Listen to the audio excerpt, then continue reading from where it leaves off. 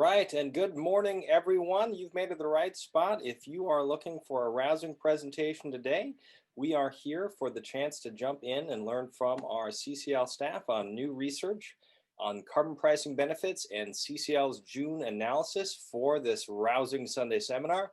I'll play the role of host and largely get out of the way in just a little bit, but I'd love to just first give a window into what we can look forward to in the next 3 hours together. We're going to have this broken into 3 sections with short breaks in between, depending on how long Q&A goes. And a reminder for all 400 plus of our attendees so far, to participate today in our Q&A, we're really going to tailor this based on your interests. Please start feeling free to type in your questions in that little Q&A icon. And the best part of this is if somebody's already asked a question better than you could have ever typed it, please upvote that one, because we're going to be prioritizing getting to the questions that get the most upvotes in each of the question and answer series. At this point, we'll jump in for the first hour to have Jerry Hinkle, CCL's Research Coordinator, present 2 separate papers, one by Noah Kaufman, which goes over the necessary carbon price rates to reach net zero emissions by mid-century, and another paper by Dr. Drew Shindell, which speaks to the health benefits of a climate policy like the Energy Innovation and Carbon Dividend Act. At that point, we'll take a break after Q&A. Next up, we'll have CCL's Research Coordinator Rick Knight give an overview of the household impact study updates that were done this year, estimating the impact the Energy Innovation Act would have on American households down to each zip code level. And then we'll take a short break and close up shop with a wonderful presentation by Adeline DeYoung, CCL's Government Affairs Coordinator, Taylor Krause, CCL's National Partnerships and Coalitions Coordinator, and Morgan McCue, CCL's Project Coordinator, reviewing the outcome of CCL's June meeting analysis for this 2020 meetings. At this point, I'm going to make sure that Jerry is all, and we'll jump right in. Great, Brett, thanks. Hope everybody can see my screen. Thank you so much for your interest and in attending this. Basically what I'm trying to do today, it's going to be a little broader than those 2 papers.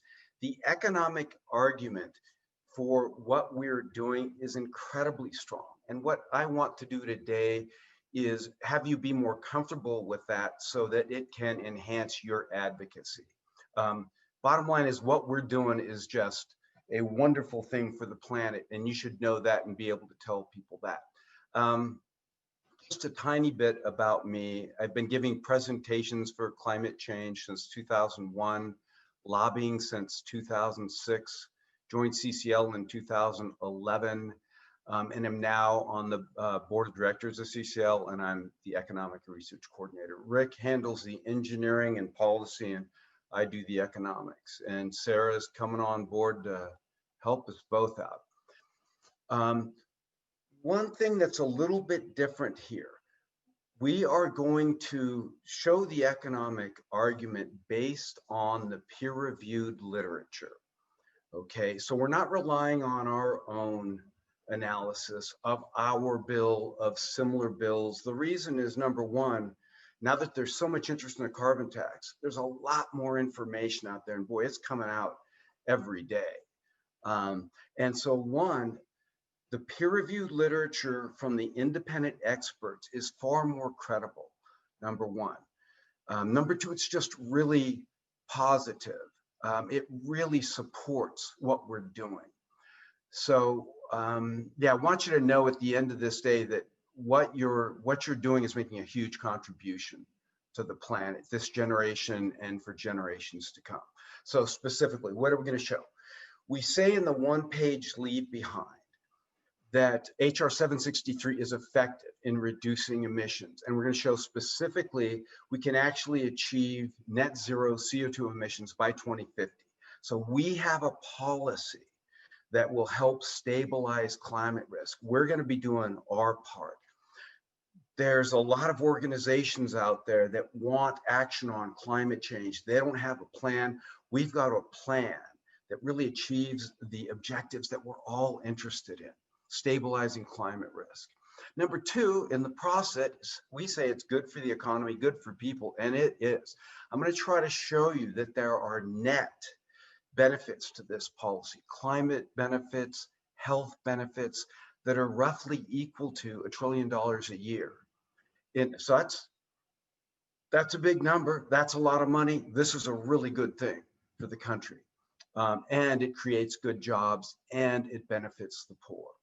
And the final thing, I'll just spend a few minutes with comparing carbon pricing generally to a regulatory approach. There's reasons why we are sticking with advocating carbon pricing so strongly. There's a reason why all those economists support carbon pricing to address climate change. So here we go. First, the emissions reductions, then economic and job impacts, third, the benefits, climate and health, and then regulation. I'm gonna get to it because I got a lot to do. Emissions reductions. This is from a paper in a top journal, Nature Climate Change. Recently, I think it was out in November or October, it was published. And what we've done here is try to find the emission reductions necessary in the US to meet net zero in 3 different target years. The red line, 2040, the blue line, 2050, and then 2060. So what they're saying in this paper is, you know, policymakers, you set the target, the economists, the modelers will tell you how to get there. We're going to focus on the blue objective because that's consistent with our policy and it's consistent with what you've heard as a common important objective out there, net zero by 2050. So we go over here to the right screen and the blue bar is going to tell us what carbon price range will be necessary first in the year 2025, then in the year 2030 to meet this objective of net zero by 2050. Okay, and the ranges are in 2025, $34 to $64, here $74 to $124 in year 2030. So how does the Energy Innovation Act do with respect to this objective of achieving net zero by 2050? Well, spot on, basically nails it. If the price were to start next year, if the policy were to begin implementation next year, we'd be at 55 in the year 2025, right there in the center, and we'd be at 105 in the year 2030. We didn't pay to have this analysis done, completely independent, but our policy is spot on for achieving net zero by 2050. And the point for you is, look, there's some uncertainty in this estimate. It's very credible, but you can feel very good. The policy that you're advocating is grounded in science-based recommendations for policy emission reductions. We'll be doing our part. Then we can stand and look to the rest of the world and say, US is in, come join us. So that's the emissions reduction. Oh, by the way, everything I've told you, we're grounding this in the peer-reviewed literature. Everything that I'm telling you today is peer-reviewed except for one paper at the end. I'll point that out to you. But all of the references and links should be available in chat now. So you can just cut that out, copy, paste it, put it on a document, and you can go back to this literature, read the whole papers, read our blogs about the papers, which really we direct the information. How is this relevant to CCL advocacy? But it's all there for you. And I'll just put a link here. I know that we're getting a lot of chat, so all of the links that are referred to, I'm going to put in the chat one more time. I know that a couple of the ones that Jerry provided maybe are a little bit broken, so I'll update those, but you can also go to that link I just put in, and that goes to all of the slides that are available today for each of the 3 sections, and all of those slides have their speaker notes referenced to. So please feel free to click on that most recent post I just put in at 1:10 Eastern to the link to our Google Drive with all of the slide decks. It's back to you, Thank Jerry. you, sir.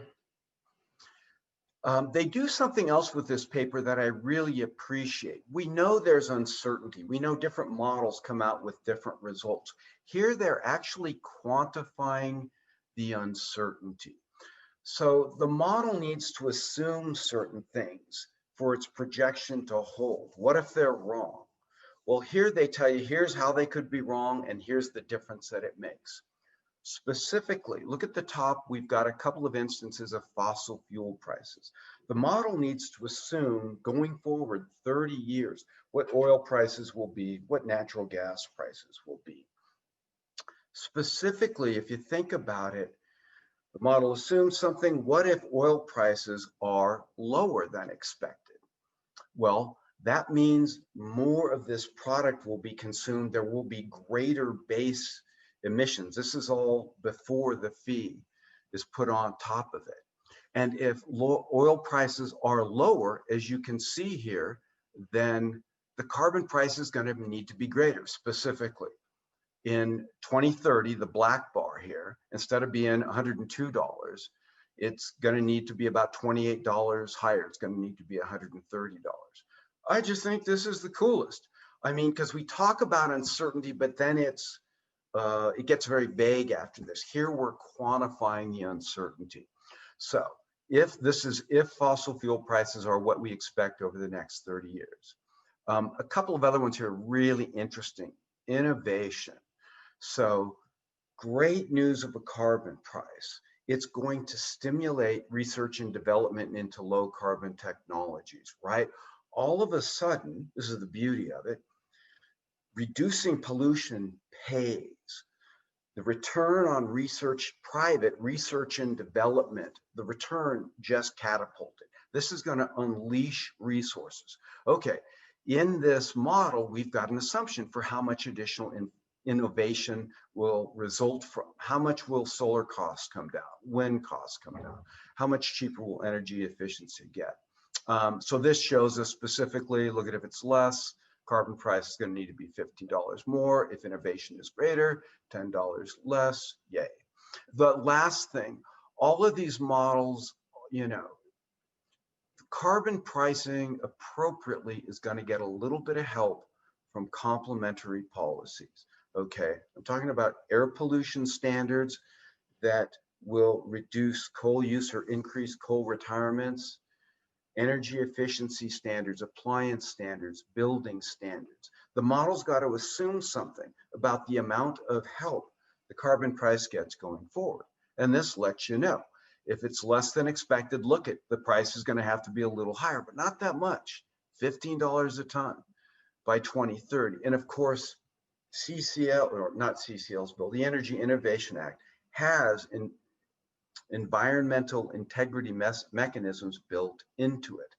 If, as a result of some of this uncertainty, we don't get the emission reductions that we are targeting, the price will kick in. So we kind of take care of that.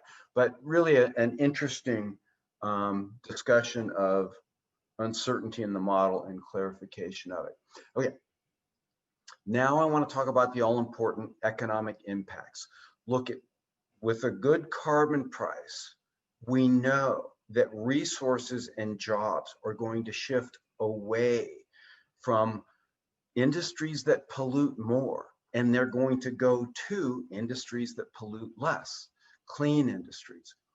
It's got to be that way. That's what's got to happen here. But what about the net? What about net GDP? What about net jobs? We're going to try to say what we can.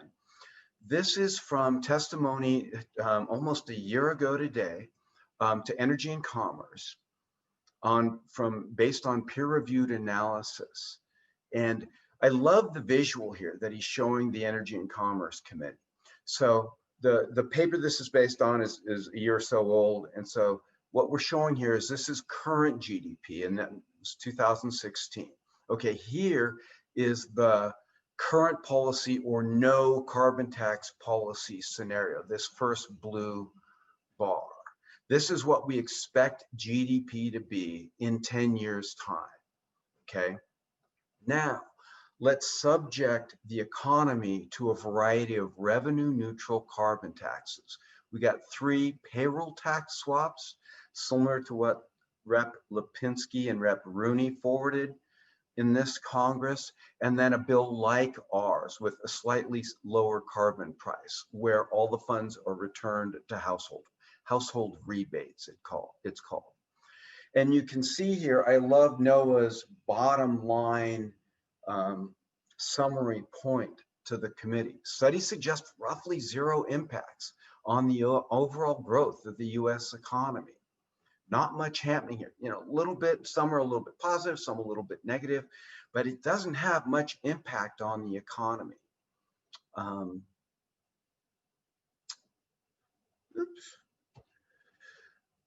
So another paper has come out even more recently. I think this is just last month, in the top economics journal in the country, the American Economic Review, a Harvard economist and a Tufts economist.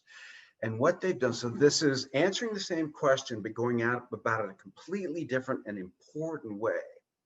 The prior model looked at, what do we think is going to happen here? What a model suggests is going to happen if we put on a carbon tax policy.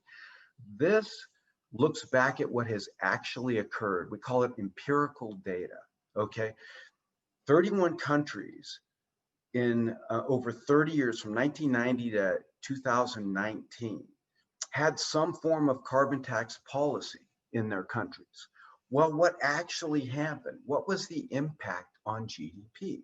And sure enough, these results pretty much confirm what Noah said to the committee. You can see that the result is actually positive for some time, then dips just a bit, but then comes back and is generally a bit positive. So what the authors said was the primary result here is, look, you'll hear these policies will wreck the economy. Donald Trump just said that, I think, 2 weeks ago when announcing his decision to bow out of Paris. It'll wreck the economy. It's a job killer. Great. You know, and we appreciate folks that say that, right? And then you'll hear more of them next year because these types of policies are going to get a lot of attention. But we can rest on the peer-reviewed literature, standing in both what we expect to happen and what has happened in Europe over 30 years for 31 different countries. It doesn't hurt the economy. If anything, it helps it a bit. This is a really good news story. Why is this so important? I'm going to go back for a second. That it has a slight increase to GDP isn't a thrill, right? It is. This is really important and really supportive of our advocacy. Here's why. Here's what you don't hear a lot about. These models can't accommodate, can't reflect the benefits of the policy with respect to reduced climate damage, right? The benefit of getting to stabilize climate risk, and of the tremendous health benefits. Those are free.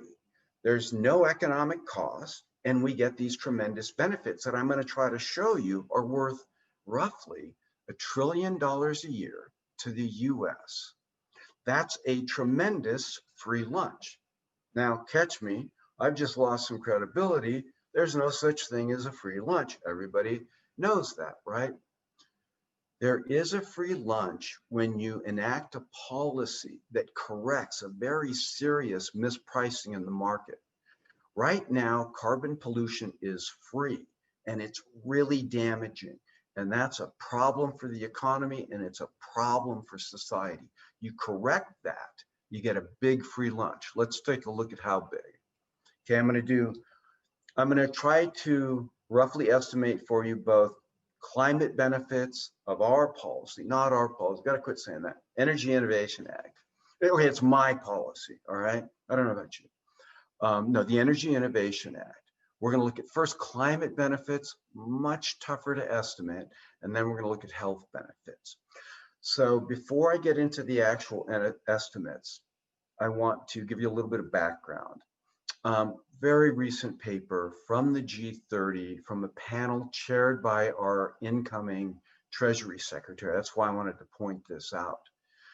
Looks like the impact to GDP from climate change is going to be dramatic. It is going to be terrible. Overall world gross domestic product could be up to 25% lower by 2100 due to climate impacts. That's dramatic. That is something that needs to be addressed now. Now, this is a little bit dated, but 25%, what does that mean? In today's economy, In the US, that's about $5 trillion. But try to consider for yourself if all of a sudden you got 25% taken out of your paycheck. Life would be a whole lot different. Okay, but I don't want to be concerned with 2100. I want a near-term estimate. So one more bit of sort of anecdotal evidence. NOAA, different NOAA, National Oceanographic and Atmospheric Administration. Okay, every year they look at climate and weather-related disasters that cost the country over $1 billion, or at least $1 billion a year. And they count them up, they chart them, if you will. And and I've linked there the data set that they're using, so you can make your own charts. I think these are great presentations. But what it shows is really what we would expect. So in the 80s, this is an annual loss, okay? So average annual over the course of the decade. These climate and weather-related disasters cost us around $18 billion a year. But what a steady, gradual upward trend. This decade, they cost $81 billion a year, just about 5 times as much. And this is completely inflation adjusted. This is in constant 2020 dollars. The number of billion-dollar events is also up about 4 times, okay? And this is with a 1 degree centigrade increase in temperatures. This is climate change, and it's costly. And what you want your audiences, your community, when you're talking to them about why address climate change, how important is it? How valuable is it to stabilize climate risk? What's going to happen to this chart if we don't stabilize it? Well, I've got a little bit of coming attractions for you. If you don't want to know what's going to happen, you might want to turn your sound off for just a minute. But if we just take the last 5 years of this decade, the average loss per year is actually over 100 billion. And this year, and it's not over yet, but 2020, the cost is going to come in at around 200 billion.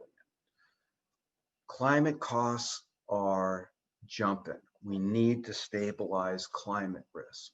Okay, now, and I build this up because I'm a little disappointed in the actual, if you will, the official measures of the value of climate benefits.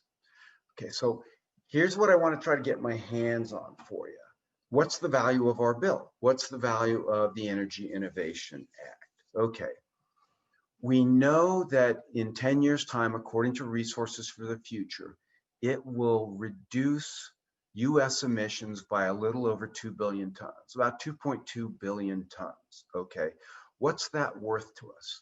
Under the Obama administration, we came up with an official estimate. And mostly it's from 2010. It's dated. It was updated a bit in 2016, okay? And the figure they came up with is $51 a ton, okay? That would mean the benefit each year starting in, once we start reducing emissions this amount, and that this is the 2030 year. So in 10 years' time, Energy Innovation Act would generate 113 billion in value. I think that's a dramatic understatement, okay?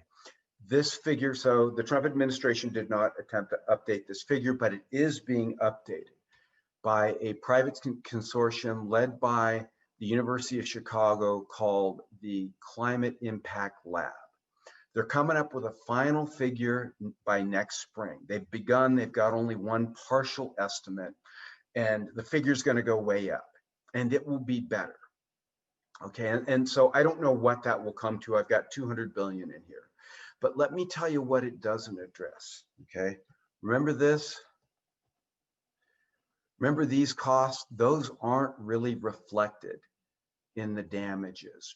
Being able to stabilize this and keep that steady or bring it down, that's not part of these damages, okay? They only estimate as part of this what they can readily quantify.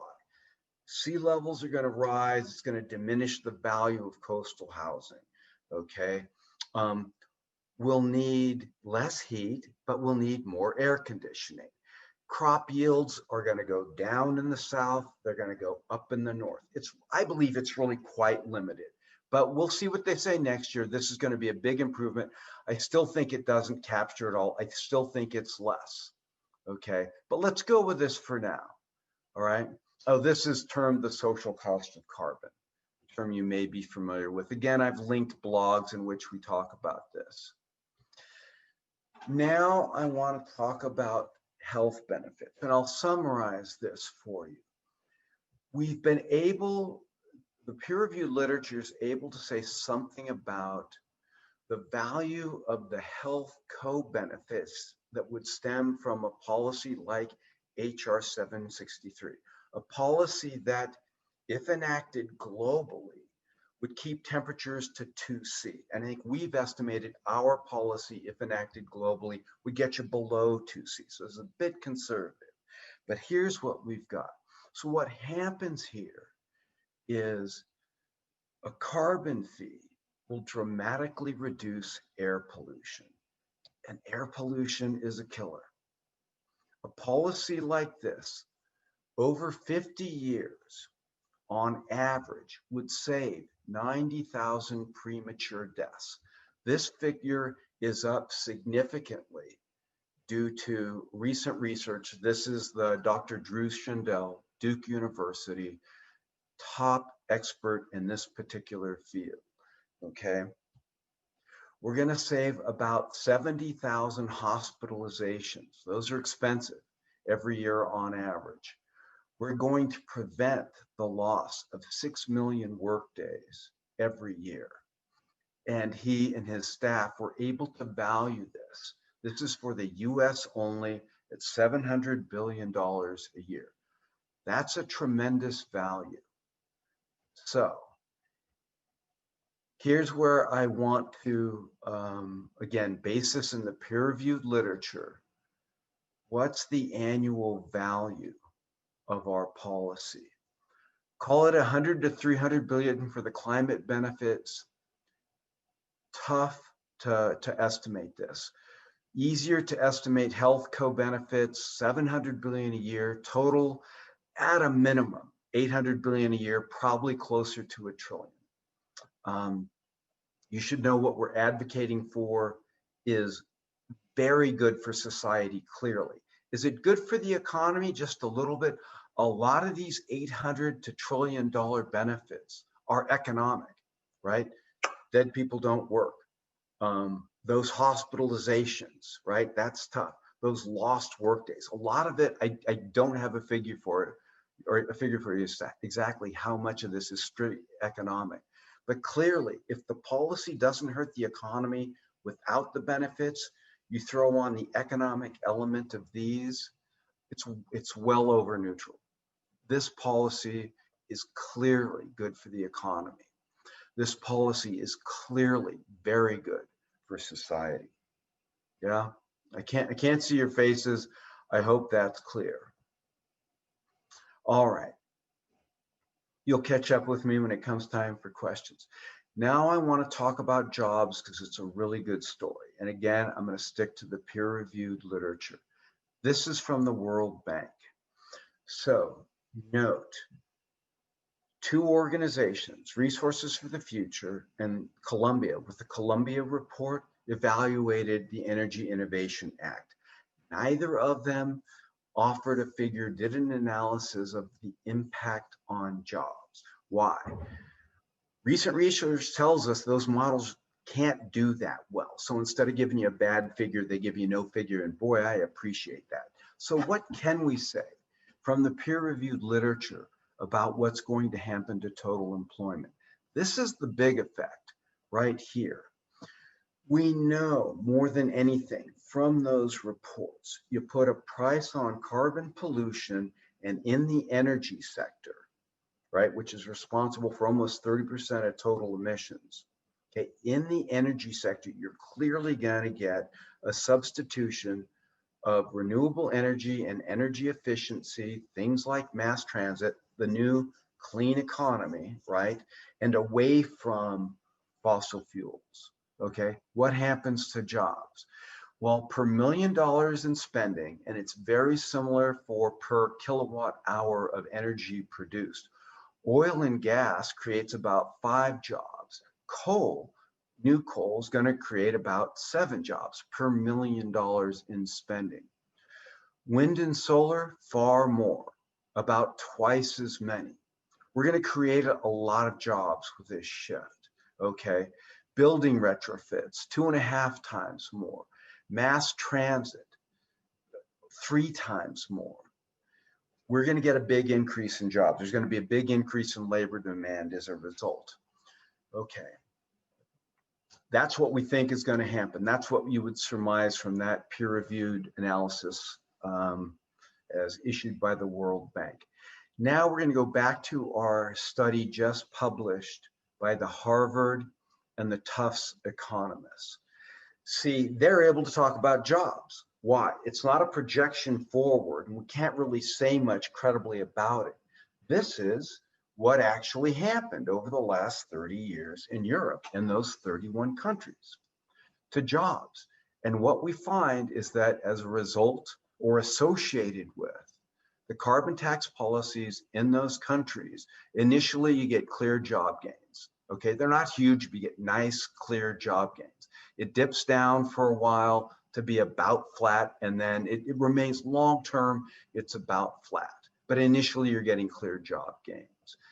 This is a really good story for us.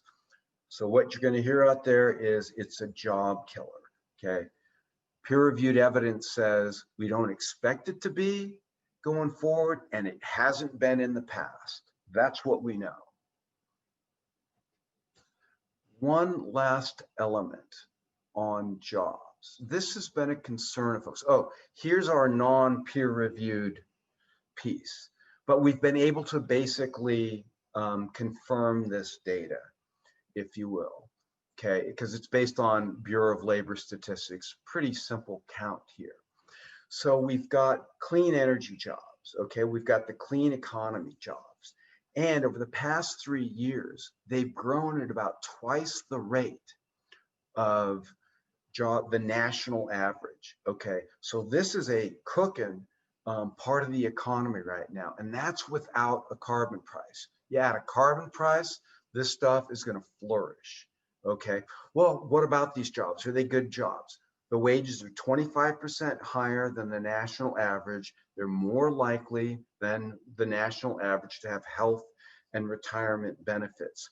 And they're really on par with the wages from fossil fuel jobs, which we know are pretty good jobs, right? That's why we have labor unions say to us, wait a minute, you know, you're going to take some good jobs. We are in polluting industries. The jobs that will at least replace them, maybe more, will be just as good. That's the evidence we have. That's a good thing. Getting close to the end, I want to show you this, and I've got one more little piece on regulation. This is from the same peer-reviewed study that was shown to the Energy and Commerce Committee a year ago. And the bottom line is the Energy Innovation Act, when you rebate the funds back to households, that type of policy is uniquely capable of really benefiting the poor financially. It doesn't happen with other revenue neutral carbon taxes. It doesn't happen with regulations. It's a key reason why we like this policy. It's really good for the poor. Here's what we've got here. We've got quintiles, right? Lowest quintile, poorest, right? Second, third, and the top. Okay, we've got a series of different revenue neutral carbon taxes. The first one here in dark reduces payroll tax, a la Lipinski-Rooney. The next one reduces corporate income tax. So in other words, we put it on a carbon fee, all the money comes back to reduce corporate income taxes. And then something similar to the Energy Innovation Act. Money comes back as a rebate to households. Okay, this index here doesn't show, this is in terms of tax burden. So lower tax burden is better.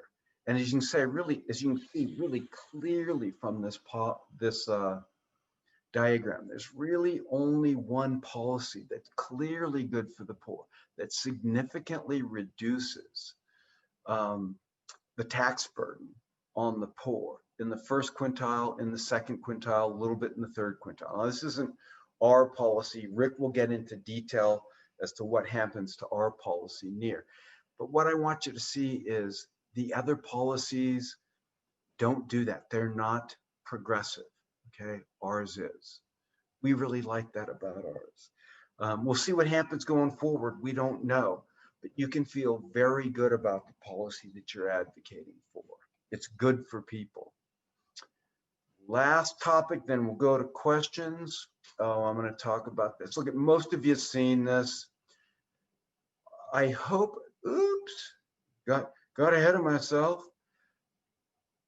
I hope you can now see why economists are so overwhelmingly supportive of, first of all, a revenue neutral carbon tax, where you put a fee on carbon pollution and bring it back all into the economy in some way, shape, or form, but two in particular, CF&D, okay, the largest public statement by economists in history. You've got the link to this. You can explore this for yourself. And it's from across the political spectrum. You've got Alan Greenspan, Martin Feldstein on the right. You've got Janet Yellen, the incoming secretary, on the left. They've all signed this statement. 3,500 economists, all former chairs of the Federal Reserve, 27 Nobel Prize winners, put a price on carbon, return the funds to households, make sure there's a border carbon adjustment on the policy. One of the things you'll hear out there, yeah, but we don't know how to address climate change. As the video said before I jumped on, look, this isn't perfect, but it is the essential cornerstone of a policy that is going to dramatically reduce emissions, consistent with science-based targets, and be good for the economy and be good for the poor. We've aced it.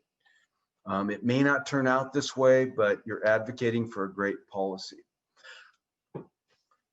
Last thing, and thank you so much for sitting through this. Last thing I want to discuss with you is, in the past several months, a number of climate proposals, great climate proposals, have come out from Democrat-only bodies, okay?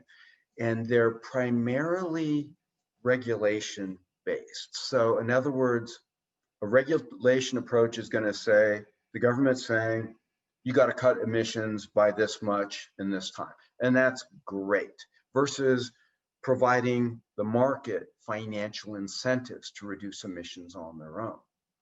Okay. So one from the Senate Democrats, one from the House Democrats, and Biden's plan. And they're regulatory based.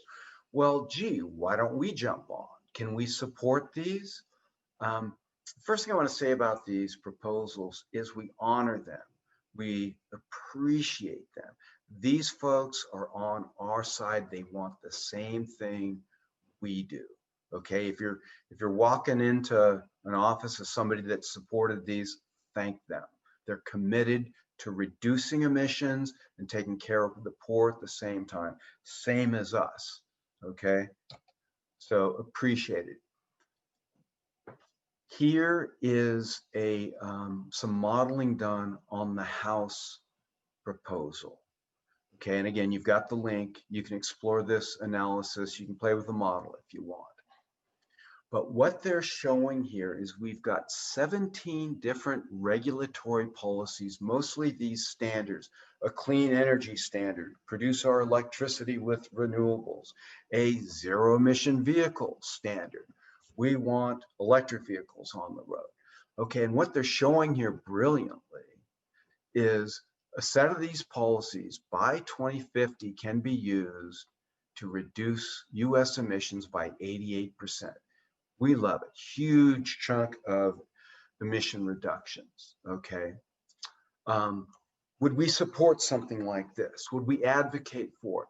We're sticking with carbon pricing, and I want to briefly go over with you why. Again, we don't know what's going to come out of Congress next year, and we're going to support something that greatly reduces emissions and helps the poor. I mean, we're advocating for carbon pricing now. Here's why. That diagram left out one thing that is important to many, and that is, what is the cost of reducing emissions? Turns out a price, carbon pricing, reduces emissions at least cost, okay? It does that because those financial incentives say, market, you go out and figure out how to reduce emissions. We're going to pay you to do it. And they find the least cost way to do that. Regulations, on the other hand, tend to be prescriptive. Here's how you got to do it. You need to, go with wind and solar. So how much more expensive are these? Here's what the peer-reviewed literature says. This is a clean energy standard, and it can be reasonably effective or efficient in the power sector. Not too bad. If it's designed correctly, it can be on par with a carbon price. Renewable portfolio standards, thou shalt use wind and solar. Remember, so these are much less efficient. They're going to be close to 6 times more expensive at reducing emissions.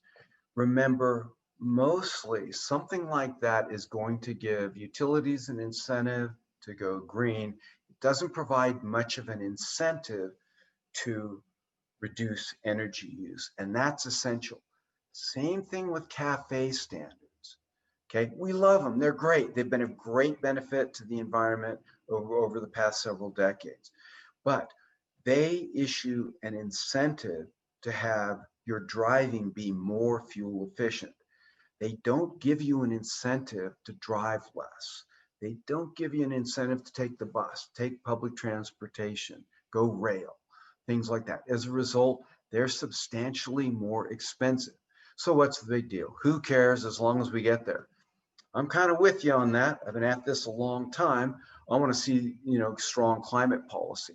But understand, what we said about a revenue neutral carbon price is that it's good for the economy, clearly. We have a tougher time making that argument with a regulatory approach, okay? Not as good for the economy. Fairness. Regulations aren't progressive. And we've got a blog, I'm showing you a blog that gives you the peer-reviewed literature on that. They're not progressive. Our policy is clearly progressive, helps the poor. Urgency. Rick Knight, my buddy in research, has got a forthcoming laser talk on this, and it makes this super clear. If you want to get it done quick, go with a carbon price. The moment you put a carbon price on, the moment that legislation passes and you see the financial incentives begin taking shape. Regulations, you need to design, implement, and then enforce those regulations. It takes time. Sometimes they can be subject to court challenges. These court challenges can take time, and sometimes they succeed if you don't have sufficient regulatory authority. Okay, carbon tax is going to get to work immediately. This could take years. So urgency is important. Durability is really important as well, I think.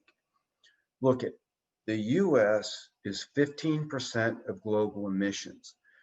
What we're all about is doing something that cuts US emissions first and foremost, but then second, inspires the other 85% of emissions to begin coming down as well. That's absolutely essential to us meeting the targets that we want to meet. How do you do that? Well, it's going to be a lot easier with a policy that has broad bipartisan support, as opposed to something like the Affordable Care Act that you got to kind of worry about the next election cycle. So for us, it's critical to reach across the aisle and work with Republicans and see what they can come aboard with. And everything we know, everything we're told is that we have a shot with a carbon tax. We have a shot with a free market solution, especially if it's revenue neutral. regulations, expanding government, not going to fly with them.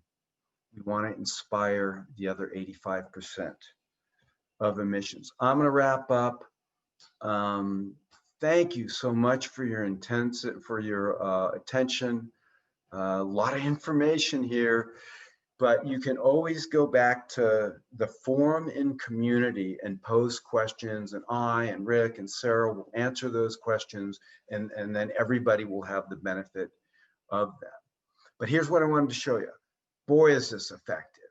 This policy will help do our part in stabilizing climate risk. Absolutely essential. That's why we're all here. And in the process, it is good for the economy and people, and can generate net benefits in the neighborhood of $1 trillion a year. That's huge. Okay, and create good jobs and benefit the poor. You gotta love it. That's where I'm at. And we'll do what we do next year. We'll see what can get the votes. I think it's carbon pricing, but carbon pricing has clear advantages over a regulatory approach. We appreciate what they're doing. We're sticking with carbon pricing. Questions, I think I'm supposed to, I'm not going to stop sharing. Maybe I will.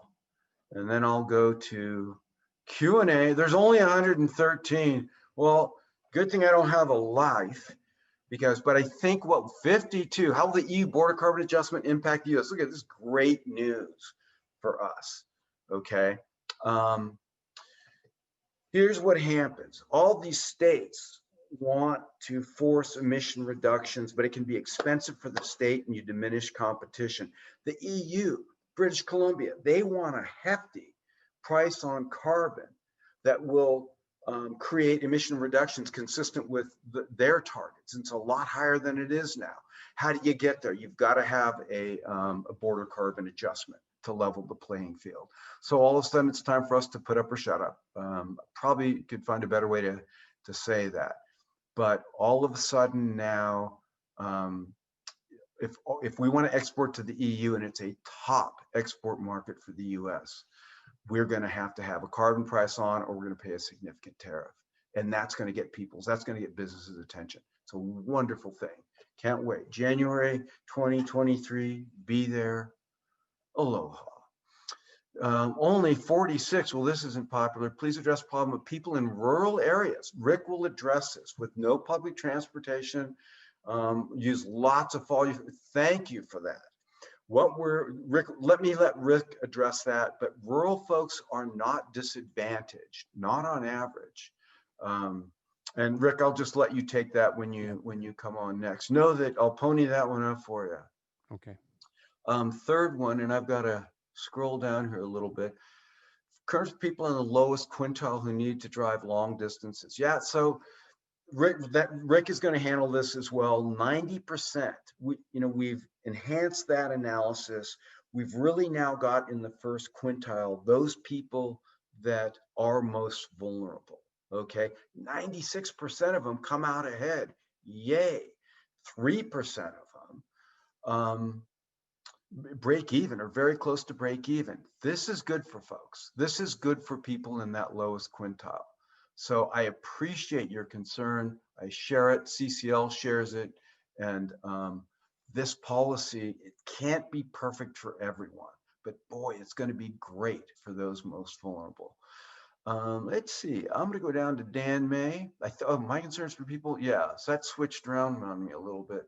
Okay, please discuss how the U.S. may be alone in the world if we don't price carbon. Yeah, very good.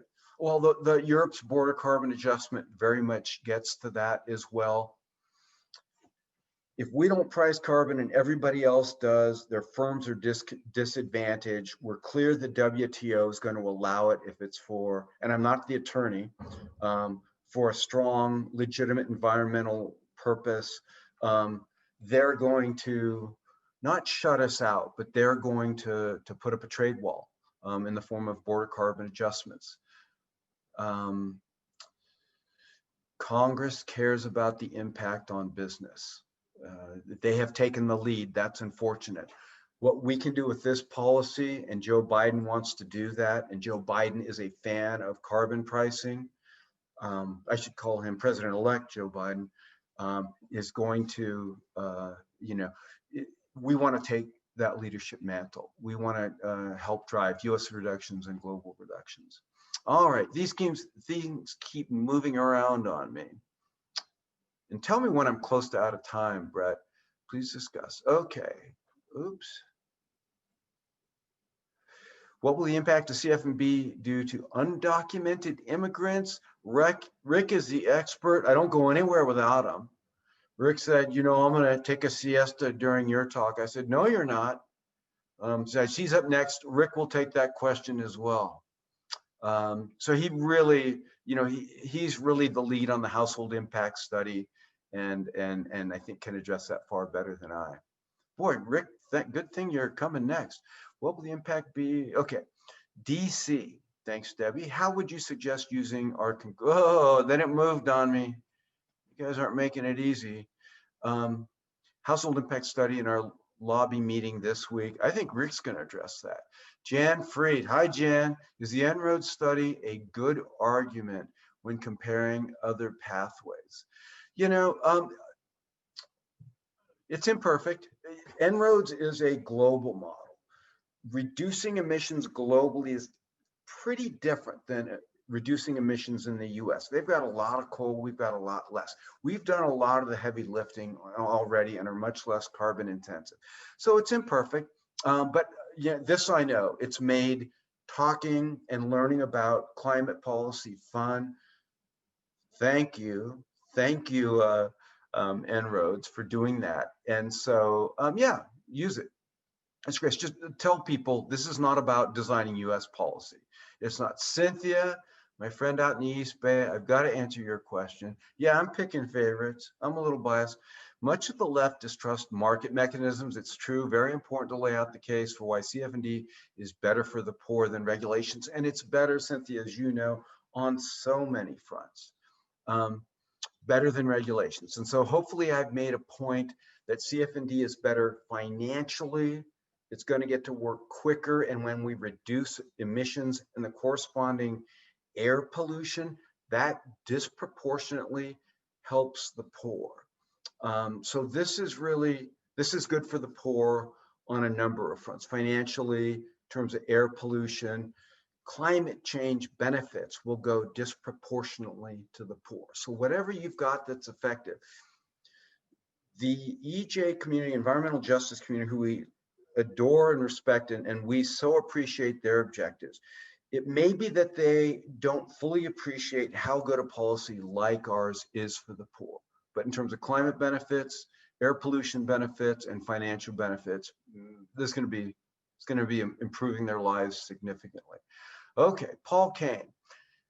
Good that we will be no net impact on the economy. What do we say to people whose jobs will nonetheless be affected locally? That's, yep, absolutely. All politics is local. So no net impact on the economy if you do not consider the climate benefits, which will help. If we get those climate benefits, that'll help the economy. If we get those air pollution, those health benefits, and we have, a lot fewer lost work days, a lot fewer premature deaths. This is clearly not neutral for the economy. It's good for the economy. I like having the chance to reiterate that point in case you guys forget that one. Yes, but you're right. Is the bill perfect? Do we need some assistance for those that will require transition? I don't think we have an official policy on that. It's in certain climate bills or carbon pricing bills that are there in Congress now. Rick can probably name them for you. So yeah, we're completely open. We agree. We don't want to see those folks disadvantaged either. Remember, we created a simple policy, and I got to get out of here. I think we got to go to the video here. Oh, no, I see. In fact, folks, I will continue to try to answer questions into part of the break if we can. We still got 4 minutes here. So Paul, completely appreciate it. You can bet that as things get closer, that will be considered. That's, I think, what we hear. Bill Blancato, he's on the Economics Policy Network. Little plug there for the EPN on community. Thanks, Bill. What's the literature say about jobs that will be created by transitioning to the, yeah, I mean, I hope not just building the needed infrastructure, but any efficiencies that are gained. Efficiencies that are gained, I can't speak to that. I wish I could. Great question, Bill. Pose it in forum and maybe we'll get time to do a little research. But what's clear is that in the energy sector especially, we're going to create a lot. There'll be net job gains and that there'll be good jobs. That leads us to believe there will be net job gains for the economy as a whole. And the experience in Europe would indicate there are marginal but net job gains. The job story is a very good one. Efficiency, sorry, Bill, I can't speak to that. Susan Snyder, Mark Jacquard, don't know him. Okay. Designed British Columbia's carbon tax, found carbon taxes were less politically viable than alternative approaches like flexible regulations and cap and trade. We in CCL have had only limited success attracting Republicans. No one. The only people attracting Republicans are the folks that want to do the trillion trees and a couple of other things, a little bit of R&D spending. We think, according to people that really know, we think that's got a shot at changing next year. Lisa Murkowski said recently. There's people on this side of the aisle that are interested. It will be helpful. So starting January 20th or thereabouts, give or take 10 minutes, there may be a gradual change on that front. We're hopeful.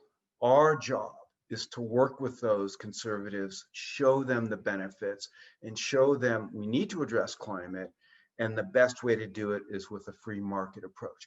But you're right, we're hoping that changes a little bit, but there's no more appreciation among Republicans for cap and trade or anything that's got anything to do with increasing the body of regulation that businesses are subject to. So what's actually worked best in the US so far? Yeah, it's much harder to do this when you go it alone as a state.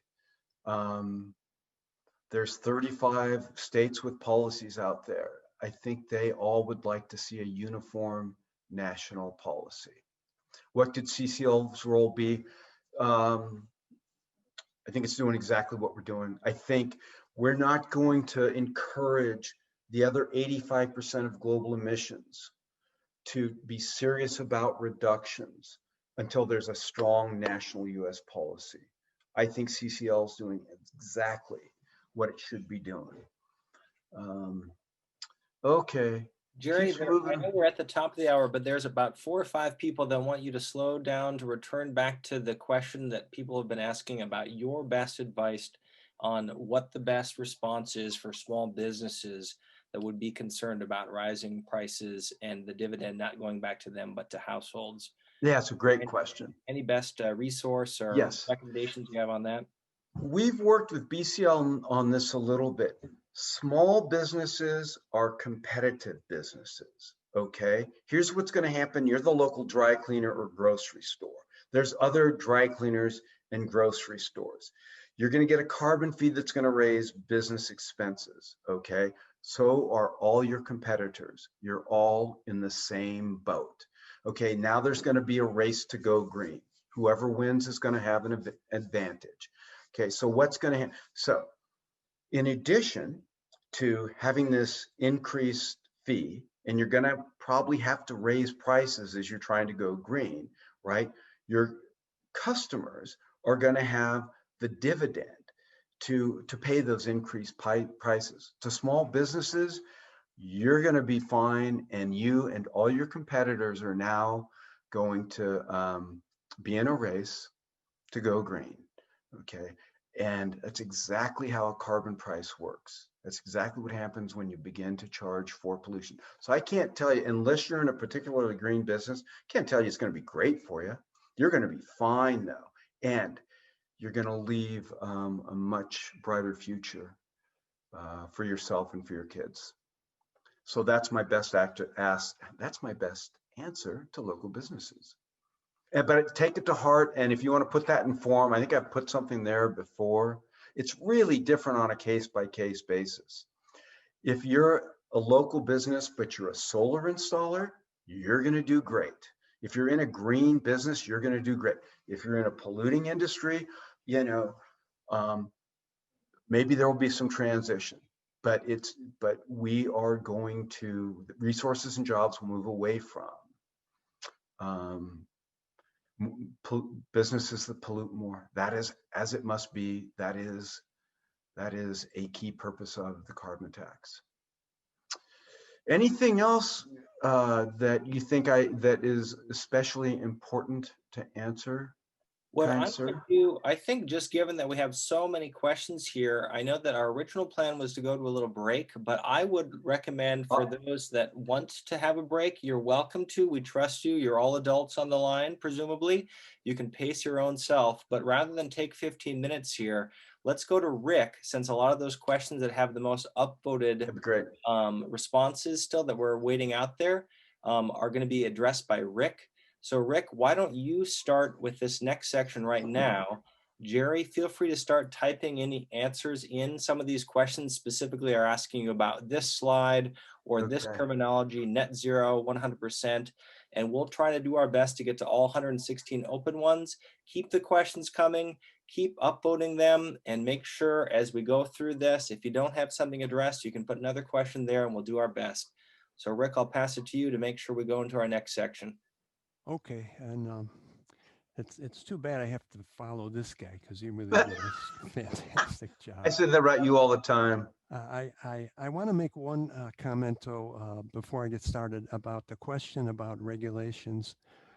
One thing to keep in mind that if there's a regulation that says you shall do this, you shall provide this much renewable energy, or you shall make your automobiles a certain efficiency, think about what happens if they do not do what they're told to do. Generally, there will be imposed a fine on that company. And those companies will look at that fine and say, which is going to cost me more? Complying with the regulation or paying the fine? You see this happen all the time with EPA enforcement of pollution regulations, where companies decline to do what they've been told to do because paying the fine is cheaper. And then they end up fighting that in court as well. Okay, well, welcome to getting to know the 2020 Household Impact Study. I did a similar presentation to this in a breakout yesterday, so some of you may have seen that, and it's going to be a lot of the same material, although I've added a little more information about the pass-through, and you'll see that as I move forward. So let me start here. For those of you who might not know me, I guess Jerry mentioned me. I'm also a research coordinator along with Jerry, working for Danny in the research department. I'm also a group leader in Illinois, in Brookfield, and on the state coordinator team. My background is in chemical engineering research, mostly in energy and pollution control. So get that out of the way. So here are my goals for this presentation. First, let me get my laser pointer ready here. First, to make sure that you all understand just what a household impact study is and why CCL has made it a research priority. Next, to learn why 100% carbon dividends are good for people. And finally, to learn how best to use this information in your advocacy for climate action, which I've gotten a few questions about already. So what does this kind of study tell us? We know that the Energy Innovation Act levies a carbon fee on coal, oil, and gas, which is paid into a carbon dividend trust fund. Naturally, the buyers of those fuels, the utilities, the refiners, and all kinds of manufacturers will be charged more for those fuels, and they will pass along at least part of those costs onto their customers, who are you and me, American households, buying electricity, gasoline, heat for your home, and a multitude of other products and services that are made with some amount of energy. So then under this policy, the cycle is closed by paying carbon carbon dividends to households. And that poses the question, how does this work out for people? And that's what the study aims to answer. Now, this was first addressed in 2015 when we hired an expert consultant to carry out this kind of analysis. And let's look at how that was done.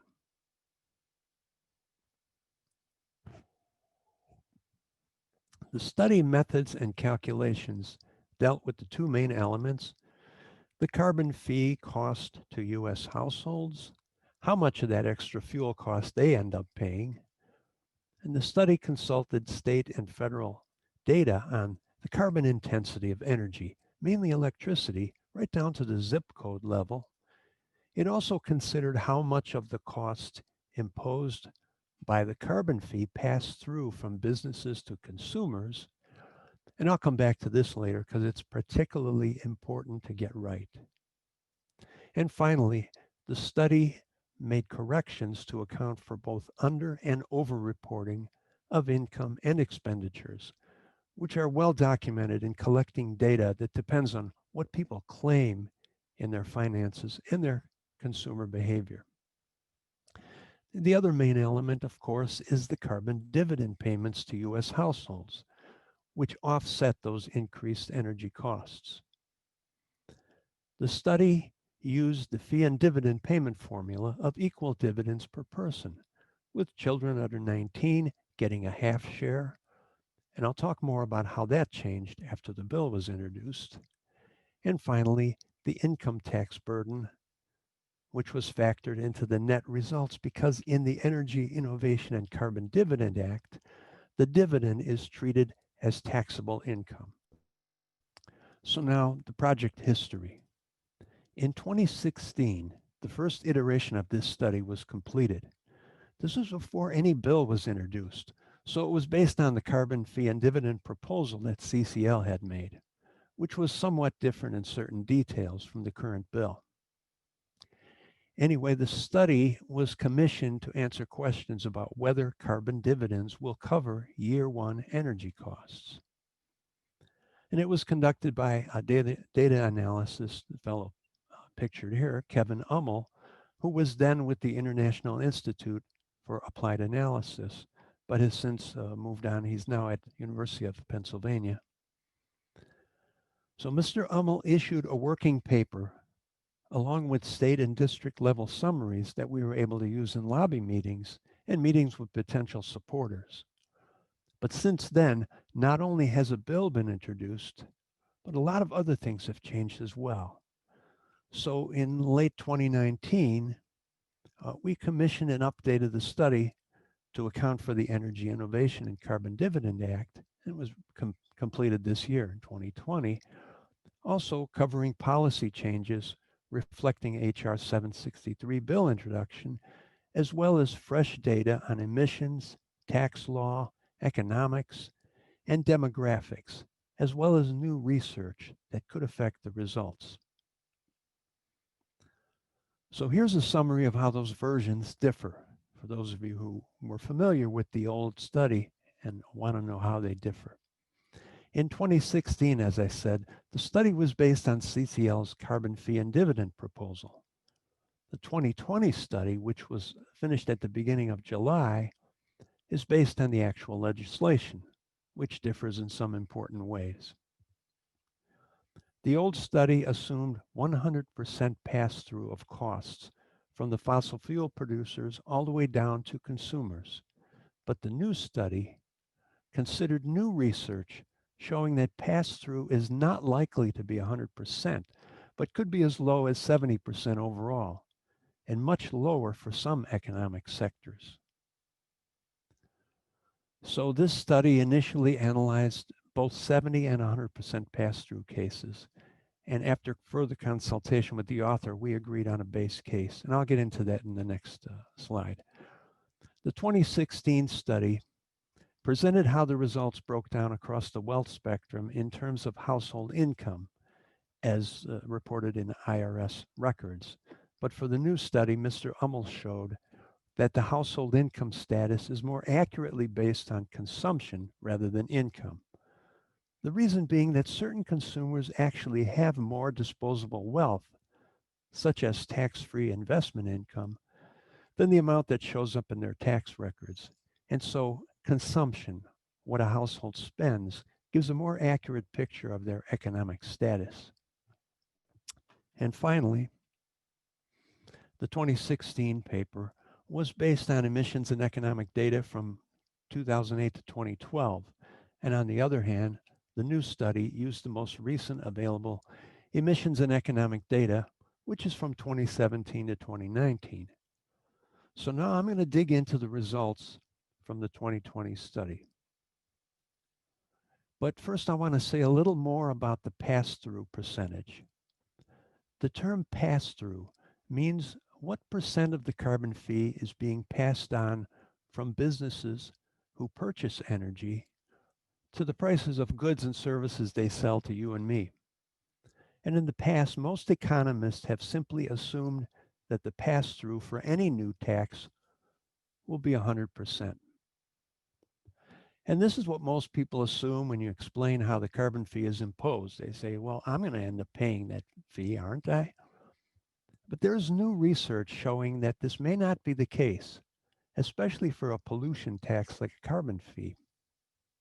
A 2017 paper by authors from Yale and UC Berkeley revealed significant sectoral differences in pass-through, averaging out to only about 70%, more for some economic sectors than industries than others. And the remaining 30% is absorbed by the businesses.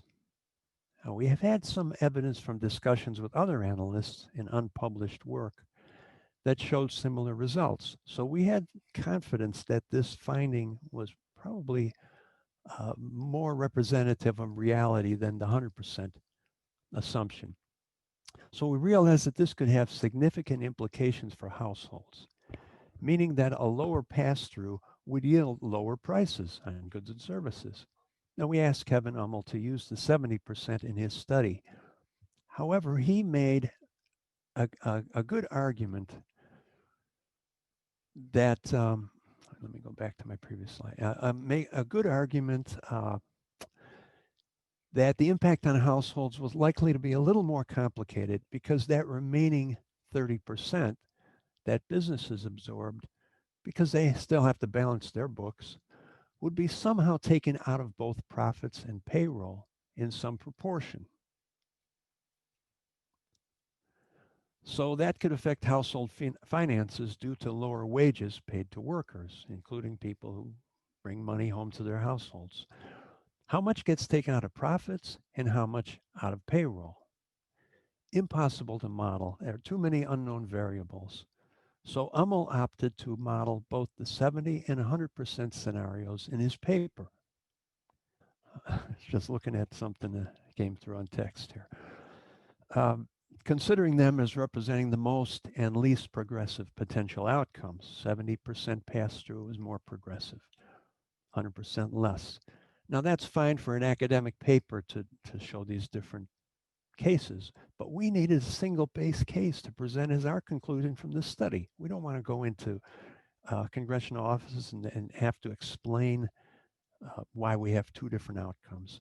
So we agreed to add a third scenario, and Kevin also agreed, that simply splits the difference. Thus, the baseline scenario, assuming an even split, so 85% is passed through to households and 15% ends up hitting investment income. The author put these results from that scenario into an annex at the end of the paper.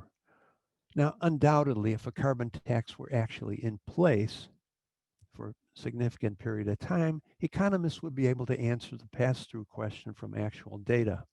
Kind of like what Jerry showed from the European study of how the carbon tax has actually affected GDP and jobs. But that doesn't exist right now. So until then, our team and the author agreed that this was a reasonable approximation. So now, back to the actual results, which I'm sure you've been waiting to see. Let me start with the economic status breakdown, which arranges households into quintiles, each of which is 1/5 of the population, ranked by consumption. Again, just a fancy word for household spending on goods and services. Now, first of all, direct energy costs are affected by the carbon fee, which means gasoline, electricity, whatever fuel people use for heating and cooling. Those are the direct energy costs. And that's the amount that the average household would see as a pass-through from carbon fee in the first year of the policy. Now, for context, the average household, the average income for an average size household in quintile 1 is about $30,000. In quintile 2, $52,000. In quintile 3, $70,000. Quintile 4, $93,000, and in the top quintile, $159,000. To give you some idea what those numbers mean. So next, here's indirect energy costs. The light blue, that means all the other products and services we buy that used energy in their manufacture or their production. This is how much average households will pay in additional costs for all that stuff. And finally, financial asset costs. This represents that 15% of carbon fee costs that were assumed by businesses rather than passed down in their product prices, and hits the fossil energy investments that are buried in people's stock portfolios or bank accounts. As you can see, the wealthier households who have a lot more of these investments tend to be far more affected by this factor. Very little among low-income people. So now these numbers at the top show of the stack shows the total amount when you add them all up. So people in the lowest income will experience about a $273 on average hit from the carbon tax during a year, whereas about almost $1,000 for people in that top quintile. So now here are the dividends that you get back in green. So you can see how this plays out. Households in the bottom 20% do very well, about $240 more in year 1 than their total costs from the carbon fee. The second and third quintiles also come out ahead, and even the fourth quintile just about breaks even. It's those big energy users at the top who for the most part end up behind. But here's an important point about that. Compared to their total income, even though this gap looks scary, the gap only amounts to about less than 0.5% of their income. In most cases, not even 0.25%. So it's not as punitive as it might look here. And also consider that there's nothing to stop a wealthy family from cutting their costs by investing in solar panels or electric vehicles, or by simply divesting their portfolios from fossil fuels. All things that help the climate.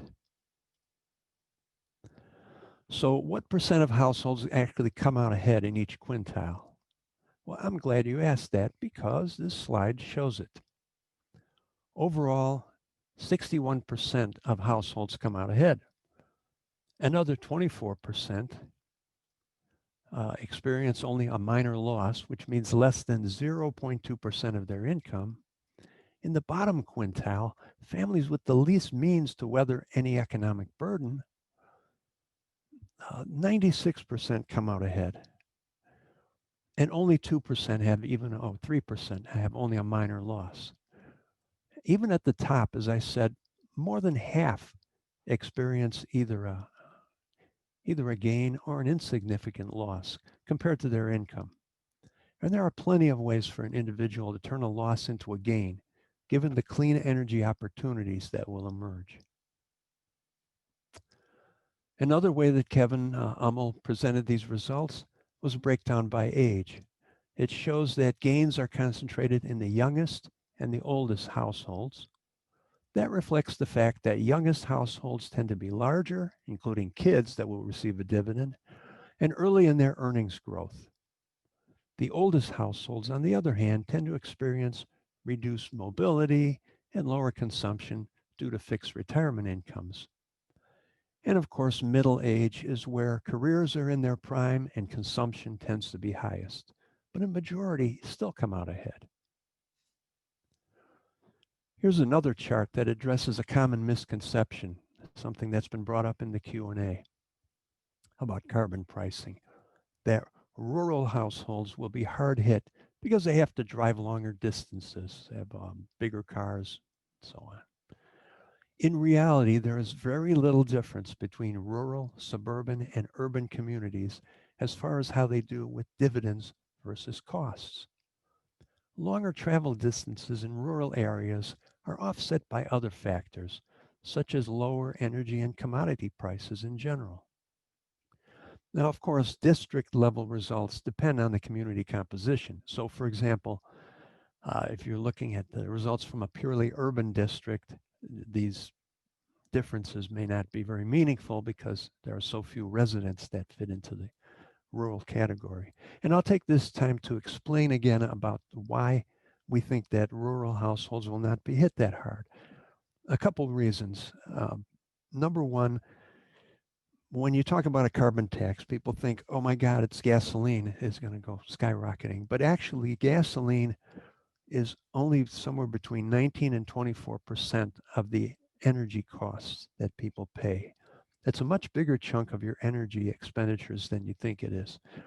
And so for that reason, it doesn't have as much impact. Plus, if you've ever tried to buy gasoline in downtown Chicago or any downtown big city, you can see that gasoline prices are much higher. So out in rural areas, you tend to have lower energy prices in general. And the other reason is because those indirect energy costs that I showed in the previous couple slides ago tend to be a much bigger chunk of your energy expenditures than gasoline would be, or even home heating, about equal to all the direct plus the indirect or direct energy costs from both motor fuels and home heating and so on, and electricity, of course. So those are a couple of the reasons. The general cost of living is much lower in urban areas. So the dividend that you receive, which is the same as the guy who lives in downtown Chicago, it's the same amount of money, and it goes much farther when you're just shopping for clothes, shoes, food, and what have you. Okay, so on to the next chart. Here is how the results break down according to race or ethnicity. Using standard federal census categories, Asian, Black, Latino, multiracial, other, and white. And as you can see, people of color benefit in larger proportions than white households. These effects are due generally to the lower economic status and larger, younger families among non-white households, and lower energy expenditures for those reasons per person. These outcomes are inherent in the policy design with no need for complicated, costly means testing or targeting of benefits in ways that could be highly contentious politically. Some of the carbon tax bills do go there with means testing, but if you look at the impact on administrative costs, they're going to be much higher. Means tested programs are expensive to administer. So if you can avoid doing that and still get a progressive outcome, it makes the policy much more efficient, more money for dividends to be paid to everyone. And the last of the green bar charts that the study produced focus on various kinds of households that are of interest to certain legislators or groups because they are considered most vulnerable to economic burdens. Again, we focus on this quite a lot. This looks at families below the poverty line, low income, which means twice the federal poverty line, minorities as a whole, families of 4, older adults, and single-parent households. The results show that a majority of people in groups flagged as most vulnerable have a net gain. Families in poverty and low income are most benefited.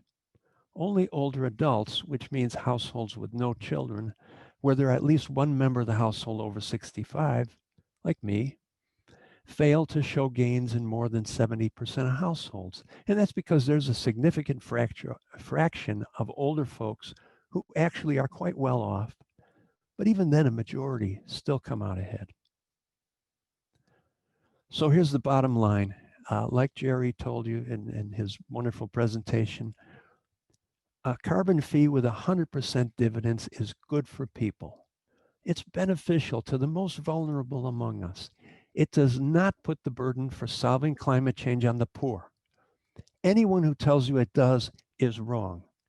And we have done the hard work to prove it, and we should push back on that because we have a good story to tell. So now you may be wondering where you can find all this information and how to make use of it. And that's next.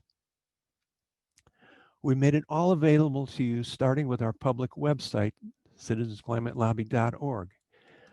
If you go to the home page and click on Our Climate Solution up here, and click on that, you'll see Price on Pollution Studies right here. And if you go down and click on that, it takes you to this page. And if you scroll down, you'll just see this entry. It's the third one down from the top, saying 2020 Household Impact Study. You click that and it takes you to this page, appropriately titled 2020 Household Impact Study. And if you start scrolling down, you'll see a lot of the information that I gave you in this presentation. These charts are all there. And if you keep scrolling down, down, down, down, down, one more. Okay, you'll get to a screen with 3 useful documents you can download.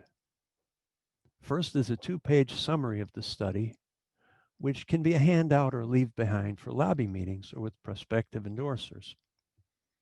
And next, you can access the full study by Kevin Hummel if you want to go through that and have it for reference. You can download it and print it out. And there's also a PDF copy of an FAQ, a collection of frequently asked questions, which is also here at the bottom of the web page. So that's what's available on the CCL public website.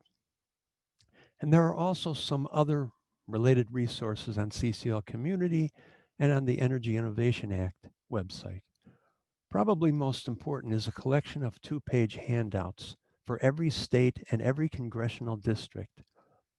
These are PDFs that show some of the household benefit charts specifically for that particular jurisdiction, state, or district. You can get to them in CCL Community, and I'll show you how in the next couple slides.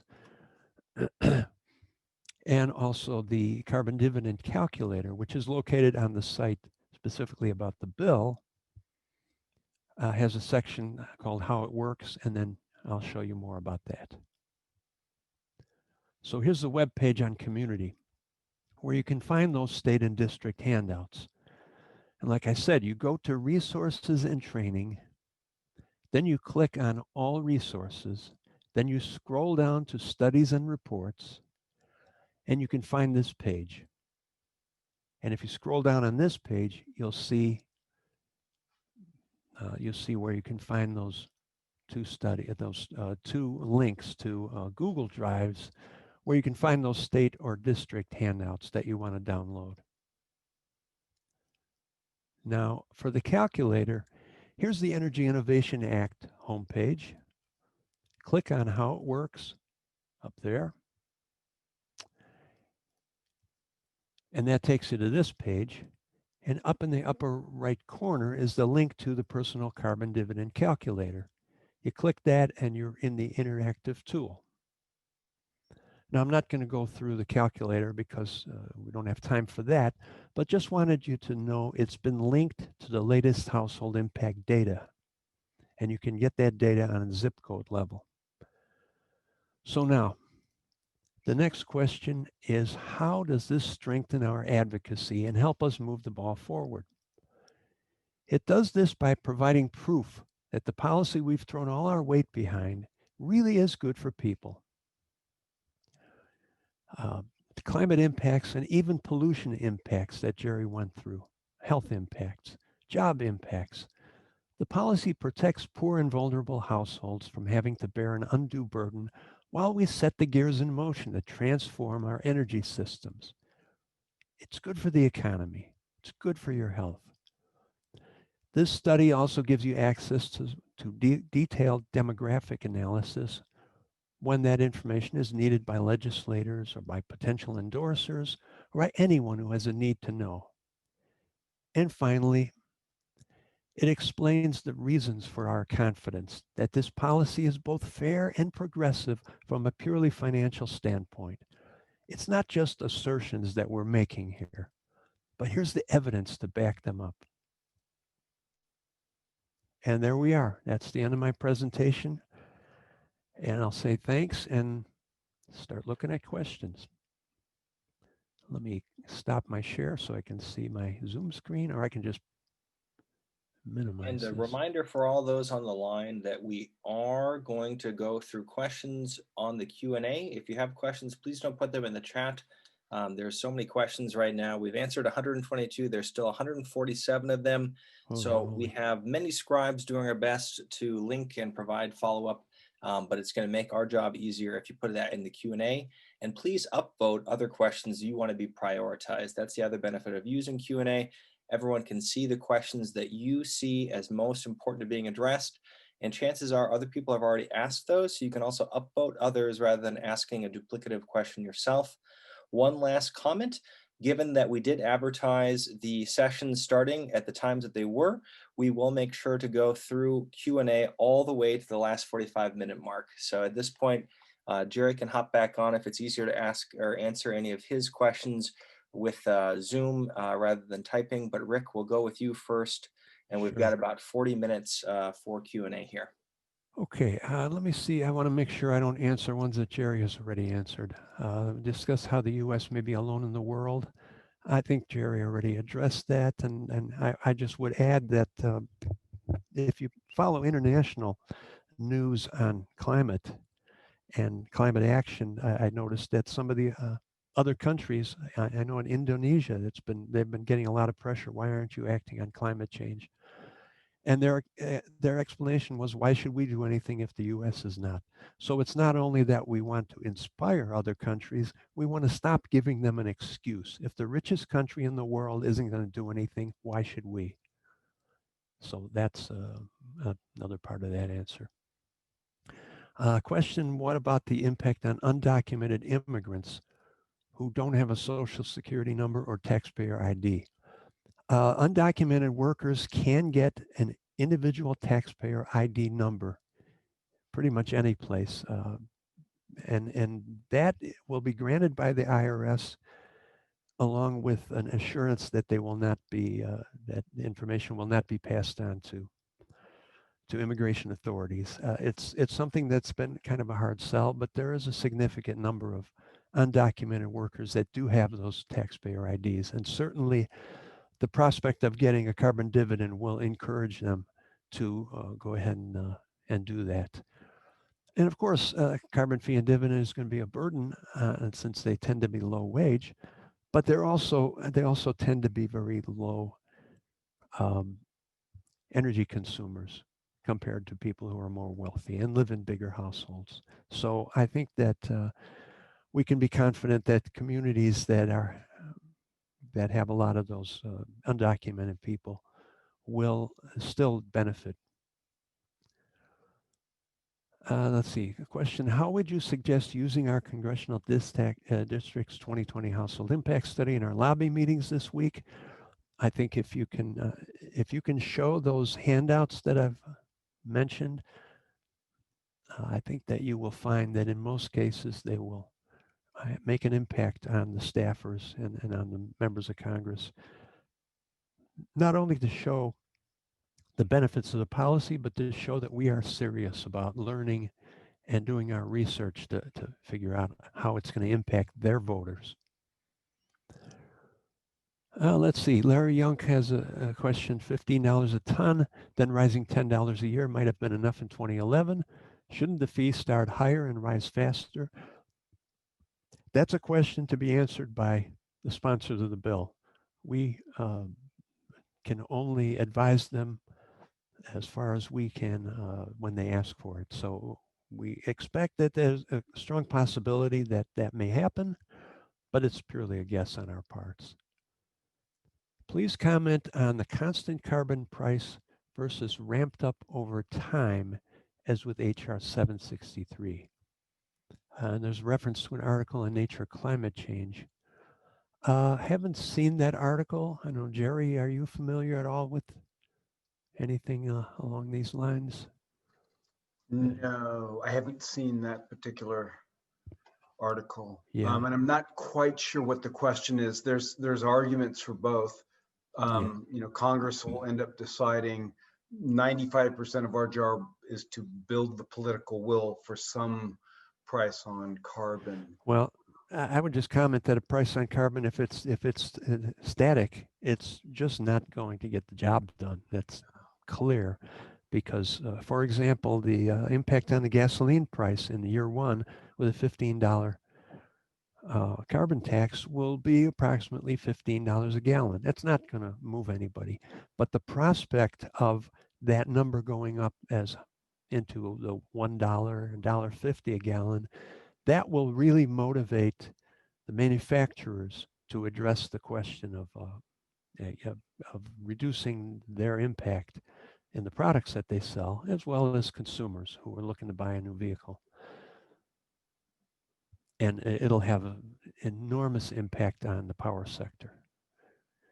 Let's see. Also interested in hearing about impacts on other small businesses. I think Jerry already addressed that. It's on type of business or industry type, etc.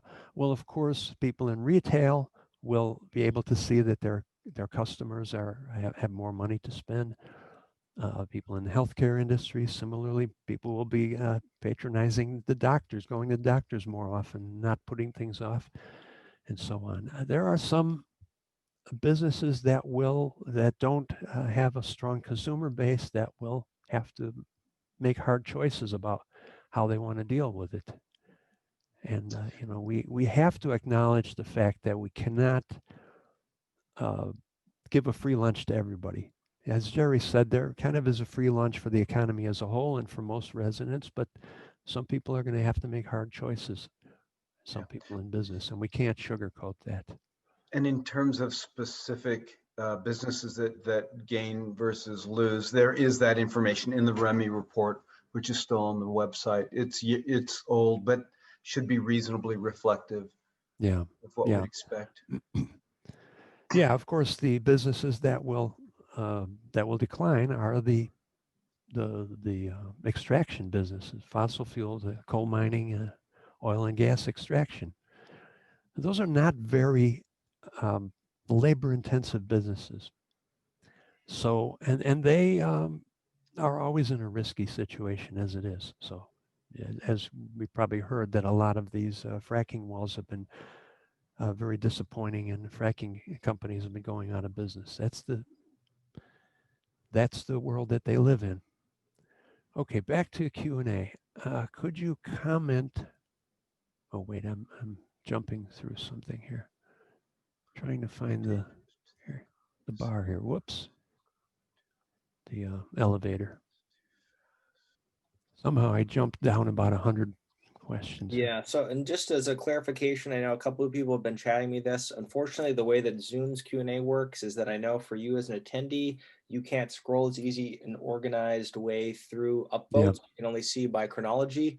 We as presenters are actually seeing them only by upvoting. So even if you submitted yours earlier, we're only able to see at the top by the ones getting the most vote.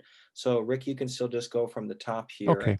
That's going to be as best we can do. Please feel free to use the forums outside of today. Yeah, I see where I left off. How does EICDA interact with the Canadian carbon price, the EU carbon price? How can we use these dynamics to convince elected officials to look favorably on 763? Well, that's a really useful question, because you know, one of the objections we hear from skeptical lawmakers are, why should we do it if nobody else is doing it? Well, our main trading partners are Canada, Mexico, the EU, and China. all of these are exploring carbon pricing of one way or another. The EU already has their carbon price and they're strengthening it. Canada now has a national policy as well as provincial policies. Mexico is a little bit lagging behind, but they do have some activity in their legislature to impose carbon prices. And China, of course, has been experimenting with regional cap and trade policies and are considering carbon pricing as well. So it is happening everywhere except the United States, except in limited way in California and in the Northeast. So I think we can use those dynamics and look at what these other countries are doing. And the EU also talking about imposing border adjustments are going to be putting us at a disadvantage. So I think that's the argument we can use. A question from Hope Salzer. What about considering other metrics for measuring economic health? That is not relying exclusively or primarily on GDP, but focus on other measures of population and environmental wellness. Should legislation encourage broader yardsticks for U.S. economic health? You know, these are questions that have been talked about for a long time. GDP is, there's a lot of drawbacks of using GDP as a metric. One example is that if you have a natural disaster in a state, the state GDP actually goes up quite a bit because people are spending money rebuilding. So in a way like that, GDP is a little bit misleading. But unfortunately, to most members of Congress and the staffers that advise them, GDP is still the gold standard. And you know, we have to get policies that will pass. That's my alarm telling me that it's 1:45. Brett, do we need to?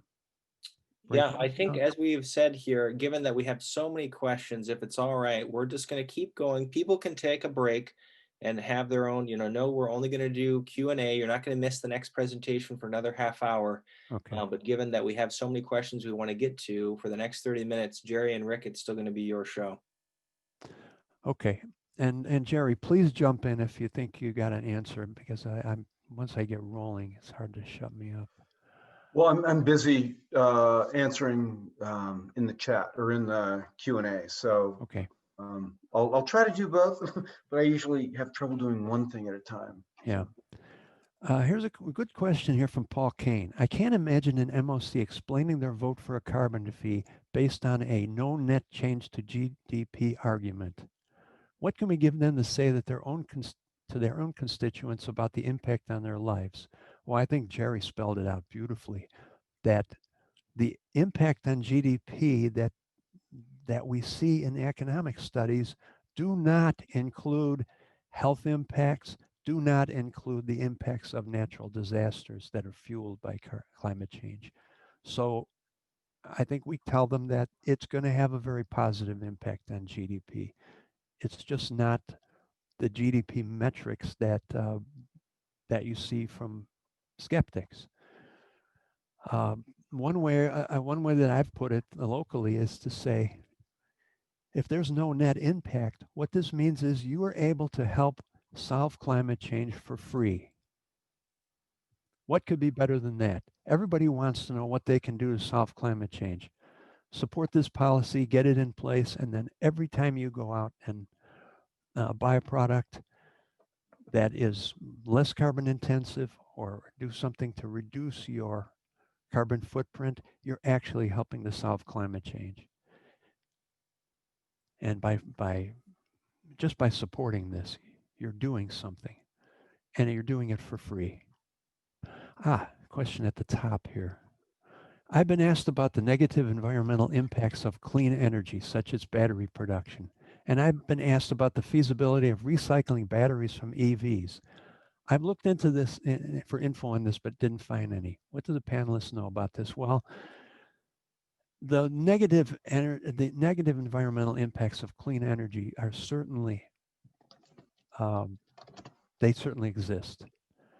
I subscribe to, I'm a member of the American Chemical Society, and I subscribe to a newsletter that talks about this all the time.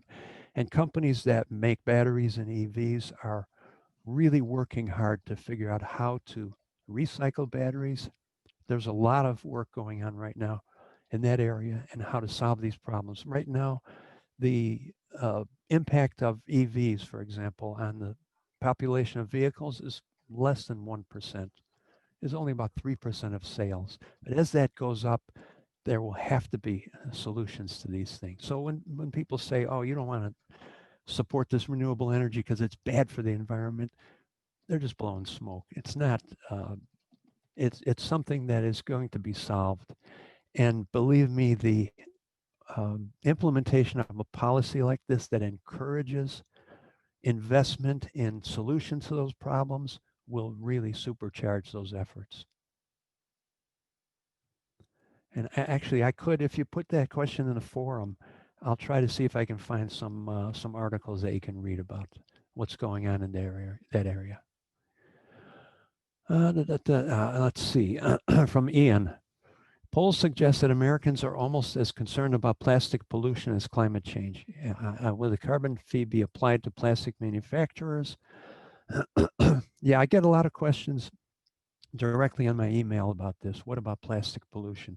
A couple of things people have to realize, excuse me, plastics are not just single-use plastics.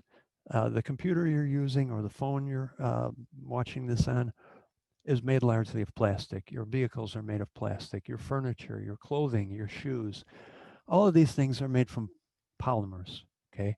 So those things don't get discarded and end up in the ocean to the extent that single-use plastics do.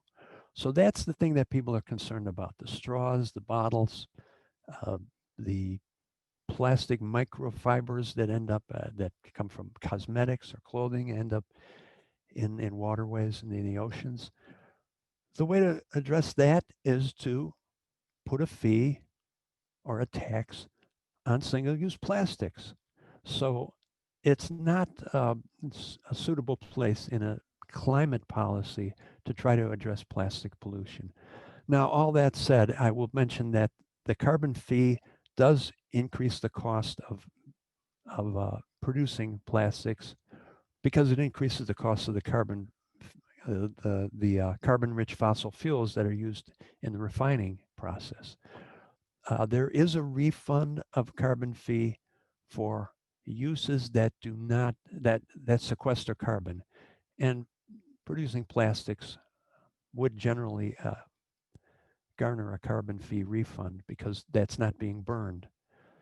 So we've done some calculations on that, and about 40% of the energy that goes into producing a plastic article is in the production. So that would bear a fee, the carbon fee in that portion of it. The 60% that's not is carbon that's sequestered in the product itself. So without going into too much more detail, it does have an impact, although there is a rebate. And we would definitely encourage that people to work for finding other ways to reduce plastic pollution.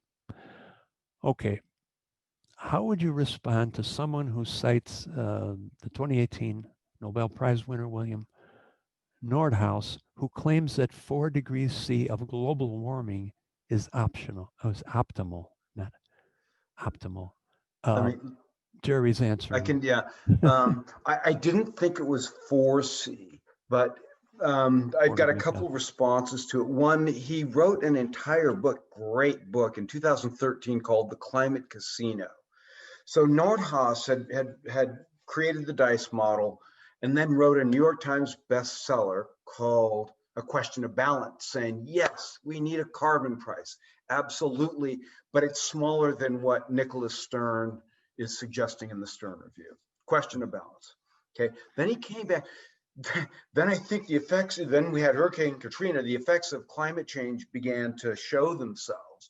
He wrote a book in 2013 called The Climate Casino, great book, really showing all of the uncertainty in the model that he produced, that he built, that he won the Nobel Prize for. So he won the Nobel Prize for building the model, for applying economic theory to climate economics. He's considered the grandfather of.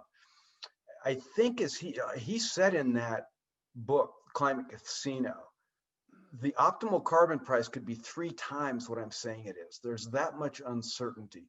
So yeah, I could tell you stories about this. So yes, he won the Nobel Prize, great economist, for building the model, not because the model was right.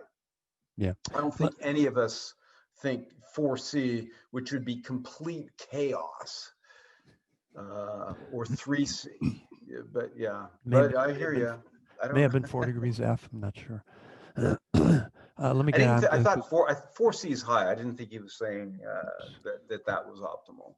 Yeah, I think we got time for maybe 3 more questions, depending on how long-winded we get.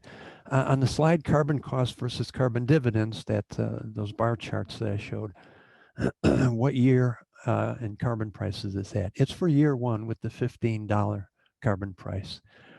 Is there a resource with the same info over the life of the policy? Boy, that's a question we really wanted to push Kevin Ummel to address. How can you make these same estimates over out years, meaning years following year 1? He wouldn't do it because he said there's just too many variables. We don't know what's going to happen to energy prices. We don't know what's going to happen to income, to GDP, and so on. So it's hard to go there. It's just too much uncertainty. Well, we would certainly like to see that. And then there's a final question. How exaggerated will the tax hit get to the top quintile in later years? Again, we don't know. Maybe the very wealthy will divest very quickly from fossil fuels, and that will have an impact on how things change. But in general, you have to keep in mind that the dividend tracks with the price. So the progressivity of the policy will remain in place over time because people will pay higher prices for energy and they'll get bigger dividends. Whoops. Rick, we actually still do have about 20 minutes I'm sorry. for our advertisement. I was There thinking is the top one of the hour. cluster of questions that are not each individually getting addressed, but there's about 4 or 5 of them that are all asking, how do you interpret the bar charts where they don't add up to 100%? Yeah. What is the factor of kind of who's not being included in that remaining percentage? Okay. Yeah, I get this question a lot, and I'm glad you reminded me to answer it. Yeah, because there is that gap at the top. Well, those are people who will experience a net loss more than 0.2%. Okay, so how much is that? As you get into very narrower and narrower cases, it will almost never exceed about 1% of their annual income. In most cases, less than 0.5%. And people still worry about people in low income quintiles that may experience that. Who are they? And Kevin Ummel had an interesting answer to that question. It could be, for example, people who show up as low income but are not poor. So, for example, a student in a well-to-do family who's living on campus and has a part-time job, they show up as very low income in the tax records, but they're actually quite comfortable, and so they will experience a net loss because they're taking in $15,000 a year and they're paying, or maybe they're experiencing $300 in energy costs and only bringing in $200, so on. So are bringing in $200 in terms of how much the dividend affects them.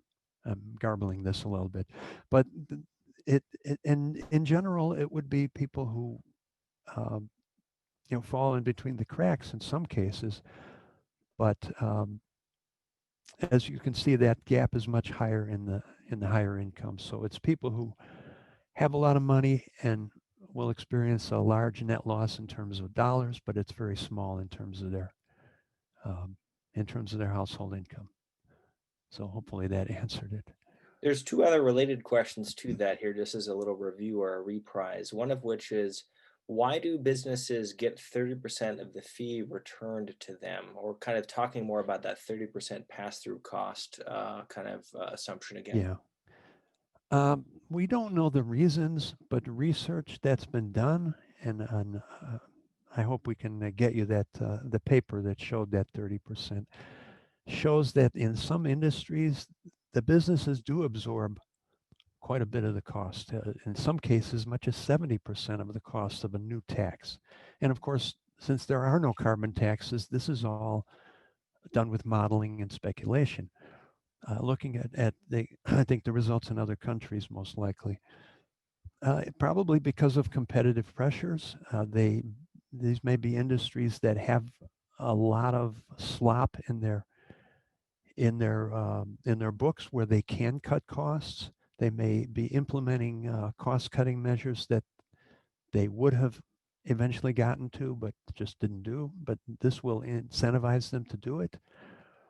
We don't exactly know the reasons, and it would be really useful to find out. And that's something that maybe we should put on our research agenda.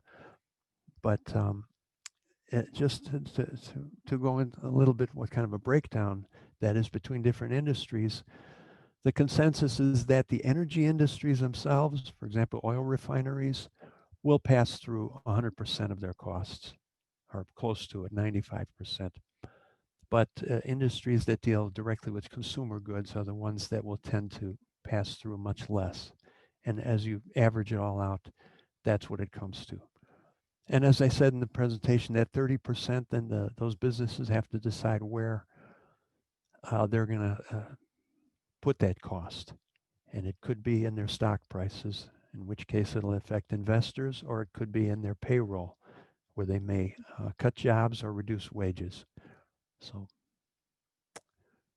The last cluster of questions here before I'll let you go to the very top again, but just since there's about 4 or 5 of these, can you clarify, Rick, again, why it is that if we're saying that per capita everyone gets the same dividend amount, the household impact study still shows a different amount post-tax by quintile? yeah, that's, yeah, I'm glad somebody asked that. That's because the dividend is taxable in our policy. So the tax rates are much lower in the lower quintiles than they are in the higher quintiles because of the progressive tax structure that we have in personal income tax.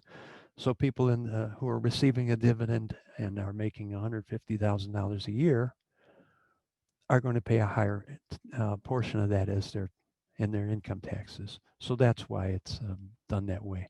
And just to kind of anticipate the question, why do we tax the dividend? It's because there is a policy called the pay-go rule. That means that any new excise tax has to return some revenue to the Treasury to offset the fact that the tax is going to reduce the tax payments the Treasury receives from businesses that are incurring that tax. And in some carbon fee bills, they take that money off the top. It's approximately 21% of the money is taken out of the revenue before giving the dividends back to households, rather than making the dividend taxable. In our case, I should say that the Deutsche office chose to make the dividend taxable because they can satisfy that rule while making the policy more progressive. So in other words, more of the dividend money will end up in the pockets of people in lower incomes. All right, so I guess I'm just looking here to try to consolidate questions. I'm seeing 3 or 4 that are all about why is the household impact study only the first year? I know you kind of briefly spoke to that, Yeah. but could you also highlight again why it isn't going beyond that? Yeah, it's not going beyond that because our modeler didn't feel that they had enough handle on the variables that could change over time.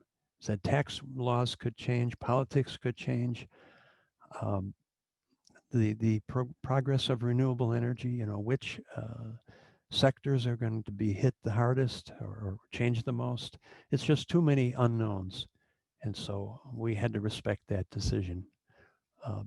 And I would note that there are some other economists that are going there, looking ahead to years 1 through 5, and I'll mention that one we know of, who's trying to anticipate what the household impacts would be over time. But to do that in a really defensible way is really difficult. So that's why it's not been done. We would love to see it if we could see a convincing peer-reviewed study that showed a good way it could be done. Excellent. Jerry, back to you here. There's a couple of questions here at the top. I'm just going to consolidate all of them live here. For clarifying your earlier presentation, Jerry, if you could unmute, we're just curious, or some of the people asking have been saying, if the Energy Innovation Act's targets get us 90% of the way by mid-century, what is the distinction between that and your claim earlier that net zero by mid-century is also achievable? How do those two interact with carbon prices?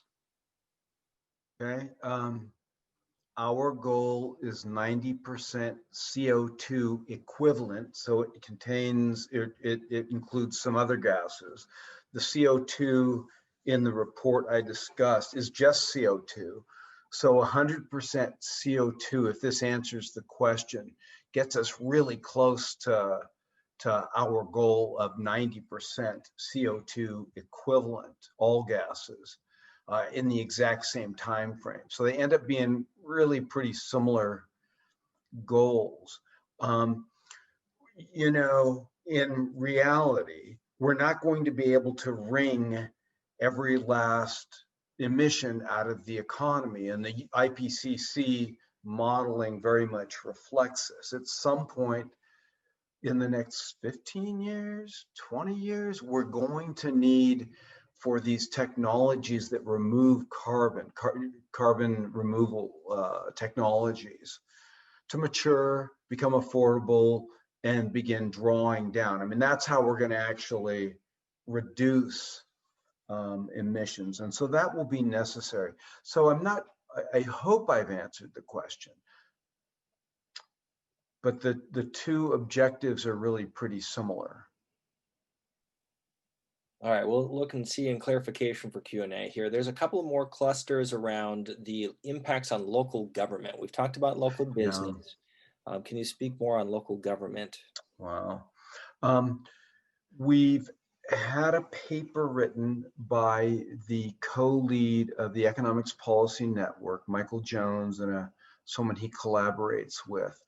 The impact on local governments, and I'm writing a response to Scott now.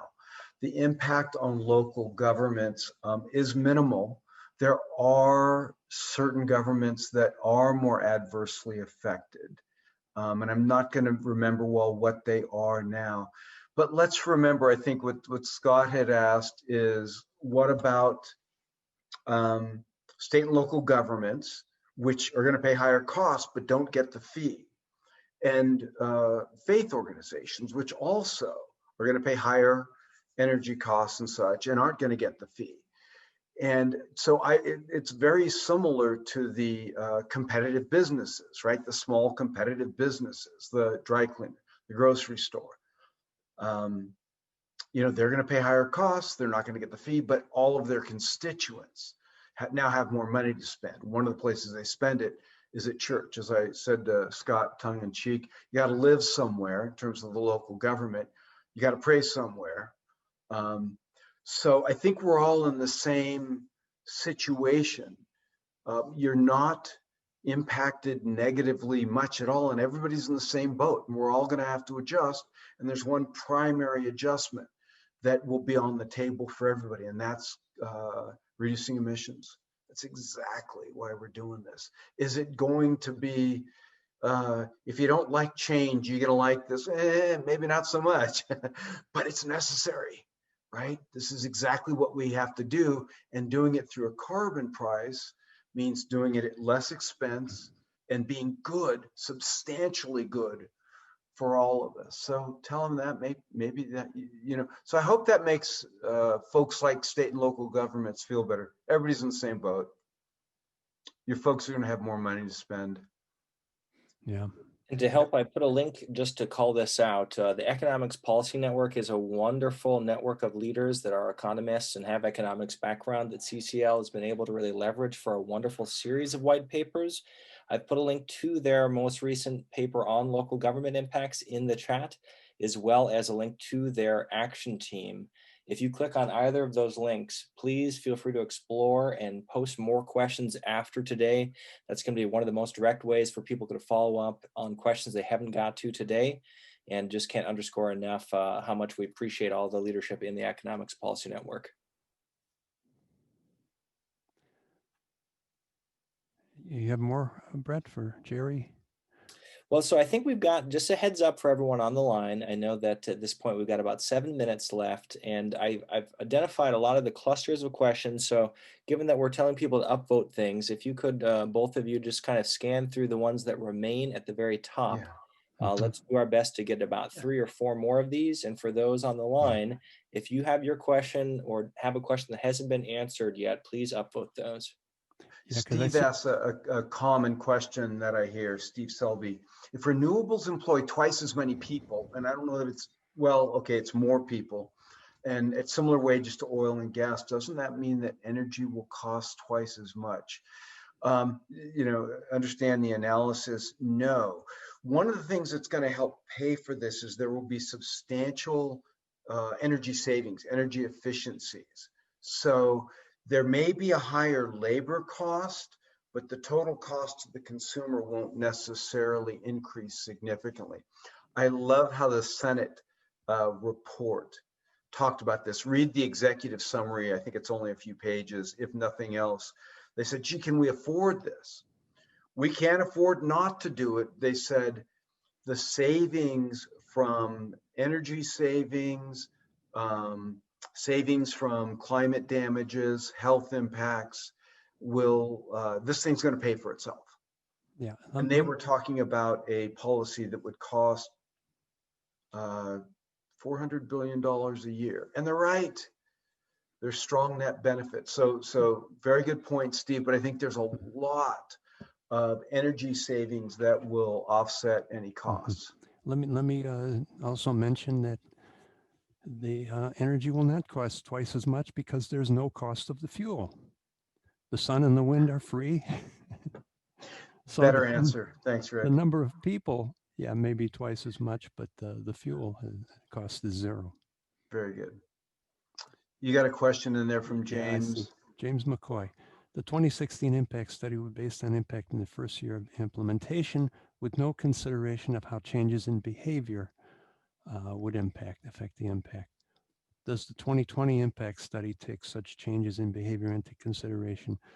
It does not. It only takes into account things that have changed since 2012 was the last year that the original study considered. And but again, it does not take changes in behavior into consideration because again, this is related to the previous question, why not make this study extend out into following years? Again, we don't know what the changes in behavior will be. They can be modeled, and that's how they do emissions modeling. And I would like to have convinced our consultant to go there to say, look at the emissions projections that have been modeled, say, by Resources for the Future or by Columbia, and apply those to the emissions going up. But there's just too many variables that affect household impacts. Another question, is the pass-through affected by companies being able to deduct the cost of the carbon fee from their income? Oop, it went away. Here, okay, I found it again. So reducing their taxes, so they wouldn't have to pass through the whole fee. Well, this is the basis for the pay-go rule, is that when a company is paying a carbon fee for their fuel as part of their fuel cost, excuse me, they're passing that on part of that on by taking it as a tax deduction from their in their corporate income tax. So that's why you have to do something to make up for that. I lost it now. Anyway, to compensate for that loss to the Treasury of corporate income tax payments. So that's part of the reason. So they could absorb that amount of cost, at least at, what is it, 21% corporate income tax right now. If it changes, of course, they would have a bigger offset from reduced taxes. But other than that, they still have to compensate for the rest of those costs. And some will pass them on and some will not. But yeah, that's a good point, because even the energy companies can still take that deduction from their income taxes. Anything else to add, Jerry? I think we have one last question. So why don't you go for the very top one here, the one that is top voted from Adam, and then we'll pass it to our last presenter team. What year / carbon price is this at? I think I answered this one already. It was The question from Adam is on the slide, carbon cost versus carbon dividends, showing the carbon tax. What year carbon price is this at? Is that what you're saying? Yeah, I answered that. It was the first year $15 tax. So yeah, that was one of the first ones I answered. Excellent. All right. Okay. So Jerry, why don't you take this one from Tom, and then we'll be done. And we'll do our best again for everyone else on the line still. Rick and Jerry are going to do their best to type with this final section, but know that if you don't get to those, we'll put a link to the forums. So great point. It's the design of the border carbon, or the carbon border. CBA, I thought that was like the junior basketball, Continental Basketball Association. Oh, got it. Okay, BCA. Yeah, is it preferred? There's certainly discussions out there. Europe's looking very hard at this. We know that we need something like that, something like a border carbon adjustment. And Rick, you may remember the term that we bandied about yesterday. The paper came out recently. There are alternatives being considered to a border carbon adjustment, but all of the carbon pricing bills before Congress now have a border carbon adjustment. We know that we need that to address two things, competitiveness, and two, leakage, just as you say here, Tom, is a great question. I think it's output-based allowances that has been talked about. Yeah, very close to that. And that's something that some Canadian provinces are actually using. Okay. So folks are looking for simpler ways. We're not all the way there yet, but this is an area that is being researched, because what's happening now, if you're in California and you really want to generate emissions, you got competitiveness issues if that price gets too high. So you got a ceiling. Same thing with British Columbia, same thing with Europe. That's why Europe's now looking at a BCA or some alternative to it, so that they want to generate much greater emission reductions. They want a much higher price on carbon. They can only tolerate what they've got at this point to go further. It's critical for all of us, right? To go further, to be able to embrace a carbon price that generates the emission reductions we're really talking about here. You're going to need a BCA or something like it to address both issues. Isn't Tom in Canada? Tom Cullen? Yes, he is. Yep. And I think, so just to make sure that we're on track, I'm going to actually pass it to our final presenters today. I'll also highlight this. I'm getting a lot of questions about, there's so many questions and links that we've already put in the answers. We will make sure to put a copy, the Excel version, so a spreadsheet of the final export of all of these questions in the same folder that you can find our slideshows to. So it's not going to be a perfect fit, but it will be at least a way for you, since you can't save the chat, to be able to find that later on and not have the chance to copy and paste things right now frenetically. So again, a copy of all of the Q&A that will be in the answer folder is also going to be listed in the slideshow link that you can find with cclusa.org/presentations, and I'll clarify that in the chat. So with that, let us go to our final presentation today, and I will pass it to you, Taylor. Thanks so much, Brett. Hi, everyone. So if you're online, you decided to join the new Research on Carbon Pricing Benefits and CCL's June analysis seminar. This portion of the seminar is going to be on the June analysis. I'm Taylor Krause, CCL's National Partnerships and Coalitions Coordinator, and I'm very excited to be going over the June analysis with you all. So before we get started, just a few housekeeping items. Our session is in webinar mode, so only presenters are able to speak if you didn't catch that earlier. If you have any questions, please again drop those in the Q&A section. Presenting with me today will also be Adeline DeYoung, CCL's Government Affairs Coordinator, and Morgan McCue, CCL's Project Coordinator. And here's our agenda for today. And don't worry, you'll have some time again to ask some questions after Adeline presents and after Morgan presents. So just drop those in the Q&A. Next, here are the 3 other main learning goals we hope you take away from this presentation. 1, understand the process behind how the June meeting analysis was created, as well as its strengths and limitations. 2, review the most frequently raised topics during our last lobby day. And 3, learn how to find and utilize new visualizations of the June meeting analysis. So to kick things off, I first want to mention this has been quite the year, and I know some of you are used to this conference being in November. So happy first December CCL conference.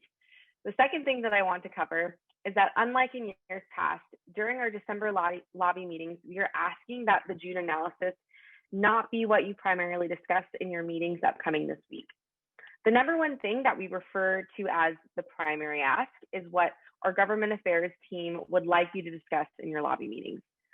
As you may already know, the primary ask for meeting with a House of Representatives office is to support HR 763 in the House. And if you are meeting with a Senate office, CCL's primary ask to senators is to listen to experts and pass a price on carbon.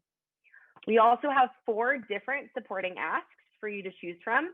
They're all bipartisan climate bills that we view as complementary to a carbon price. There will still be a 1-pager of the June analysis available on Community, which Morgan and Adeline will go more deeply into later. This data is all still super valuable and something that no other group brings to Congress, but ask that you do not present it to offices and rather use the June analysis as a reference point when building your meeting plans. You're welcome to use it in your meetings as you see fit, but again, this should not be the centerpiece to your meetings like some of you may be used to. So on that note, let's get into the analysis. We're going to begin with how this work was done. So last year's June analysis, Danny was able to garner some help by yours truly and Adeline DeYoung.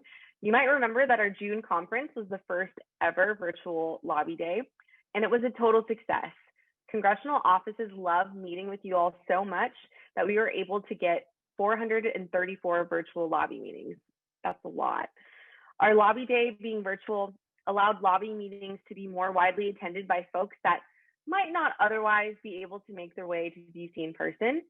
This event being virtual also lent itself to note takers being able to type their meeting minutes rather than the usual need to write their meeting lobby notes by hand, which also lent itself to meeting notes being a tad longer than usual and taking us note readers a little bit more time to read them.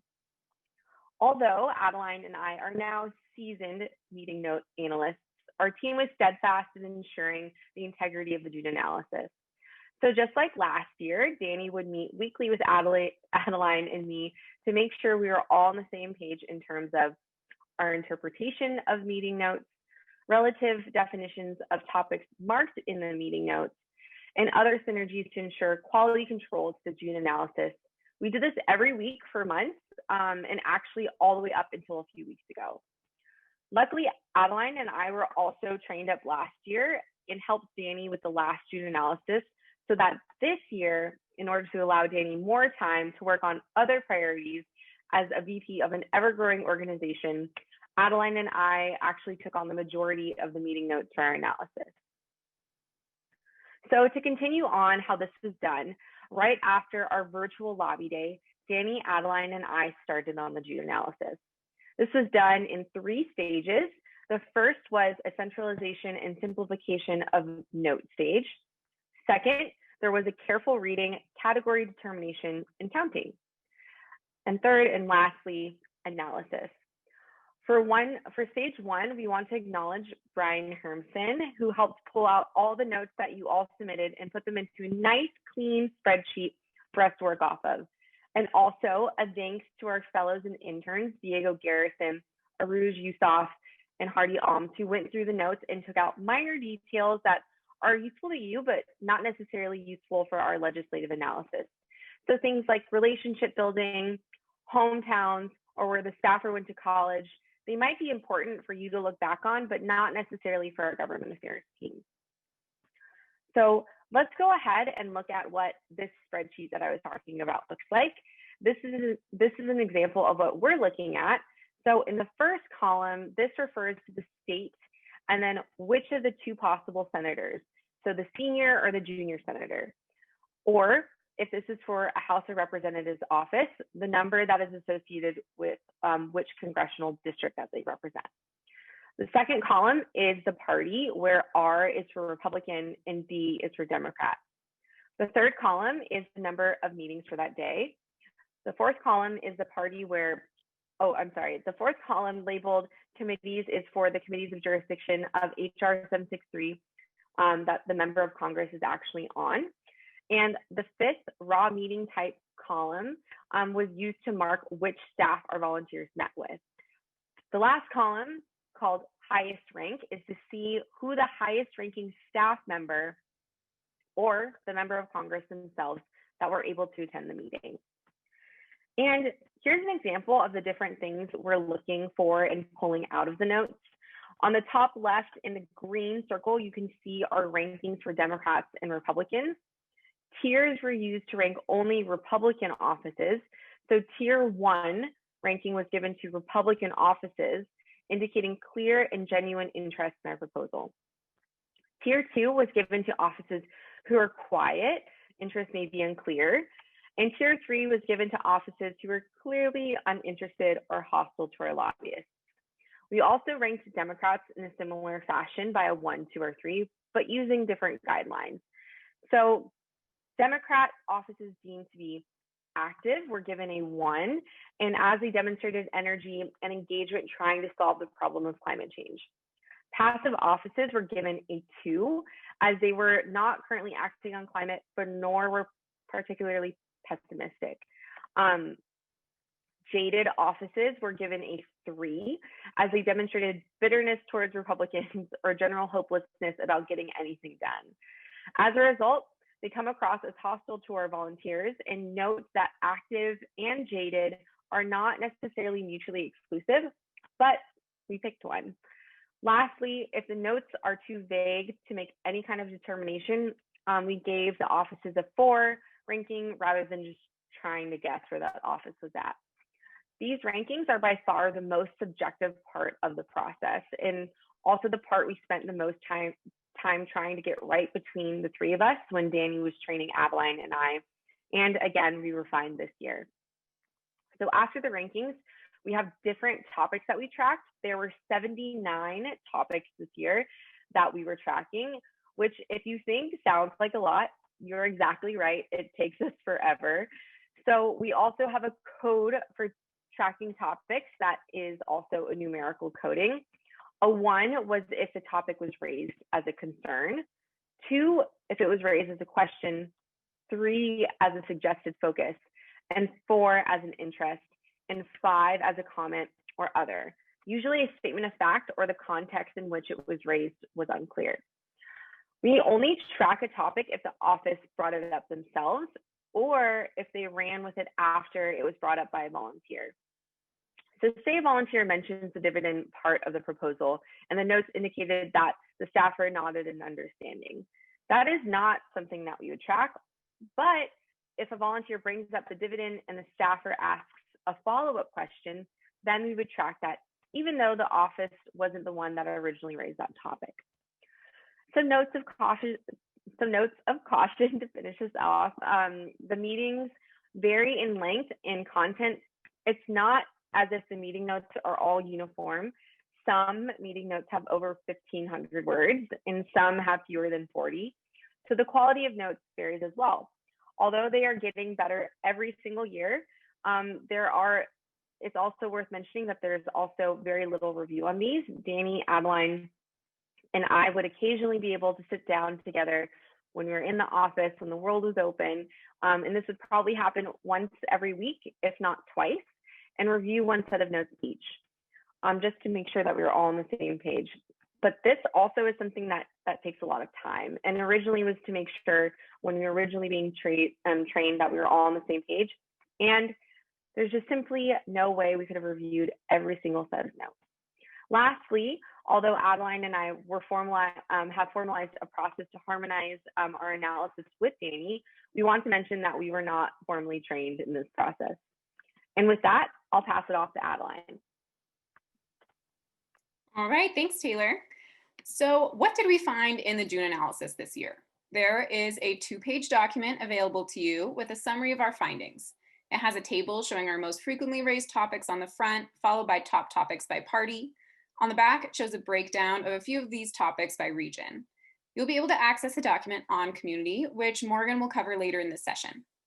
I do also want to reiterate what Taylor said, that unlike our previous November conferences before the Energy Innovation Act was introduced, we no longer want the focus of your lobby meetings to be the June analysis summary. It's really important that your meetings this upcoming week focus on the primary ask, which is support a carbon price, specifically the Energy Innovation Act. If you believe that using this 2-page document on the June analysis will aid you in your meeting, then you are more than welcome to use it. We are just no longer requesting that this is the focus of your meeting. All right, so I'll go over all of these tables and graphs in detail, but here is a quick preview of the front of the handout. And here's a quick preview of the back.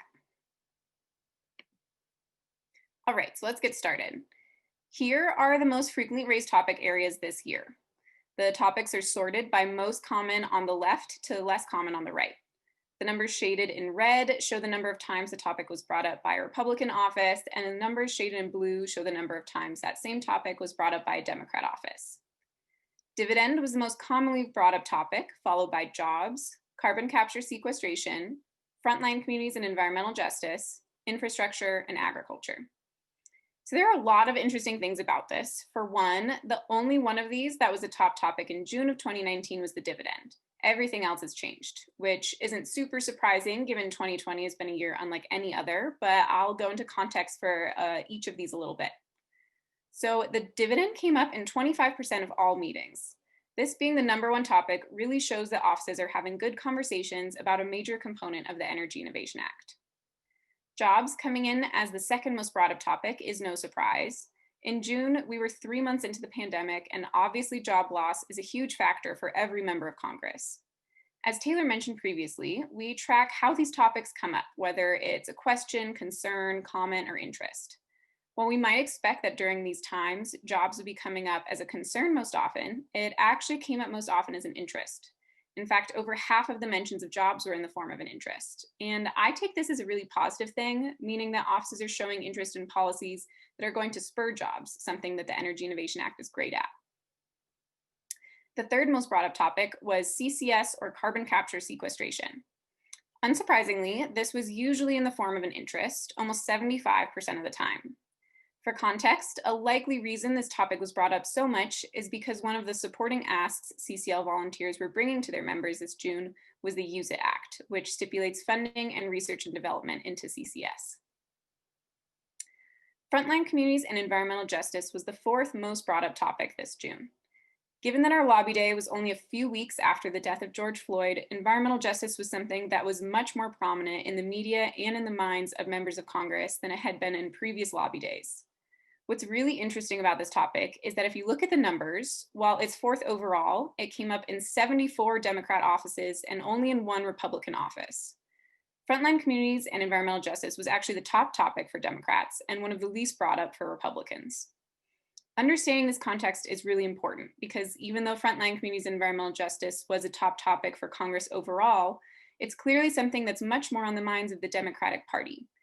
And similar to jobs, it was also most commonly brought up as an interest, almost half of all mentions, showing that this is an issue the Democrats are really interested in acting on. Infrastructure was the 5th most common topic. While infrastructure is a fairly common topic during most of our lobby days, this is the first time it's broken the top 10.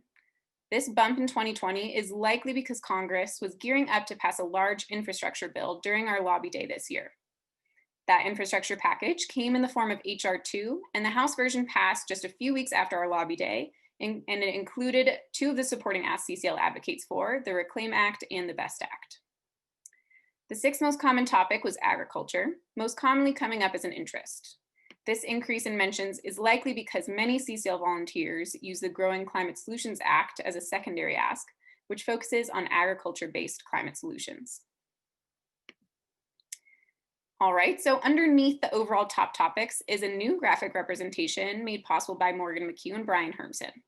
Morgan will be going over how these were created later on in the presentation.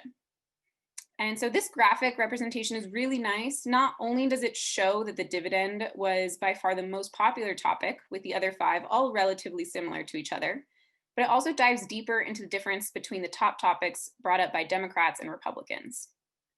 Here we can see that the overwhelming most popular topic for Democrats was frontline communities and environmental justice, followed by the dividend, infrastructure and highways, jobs, endorsers, and bridge not wedge or bipartisanship.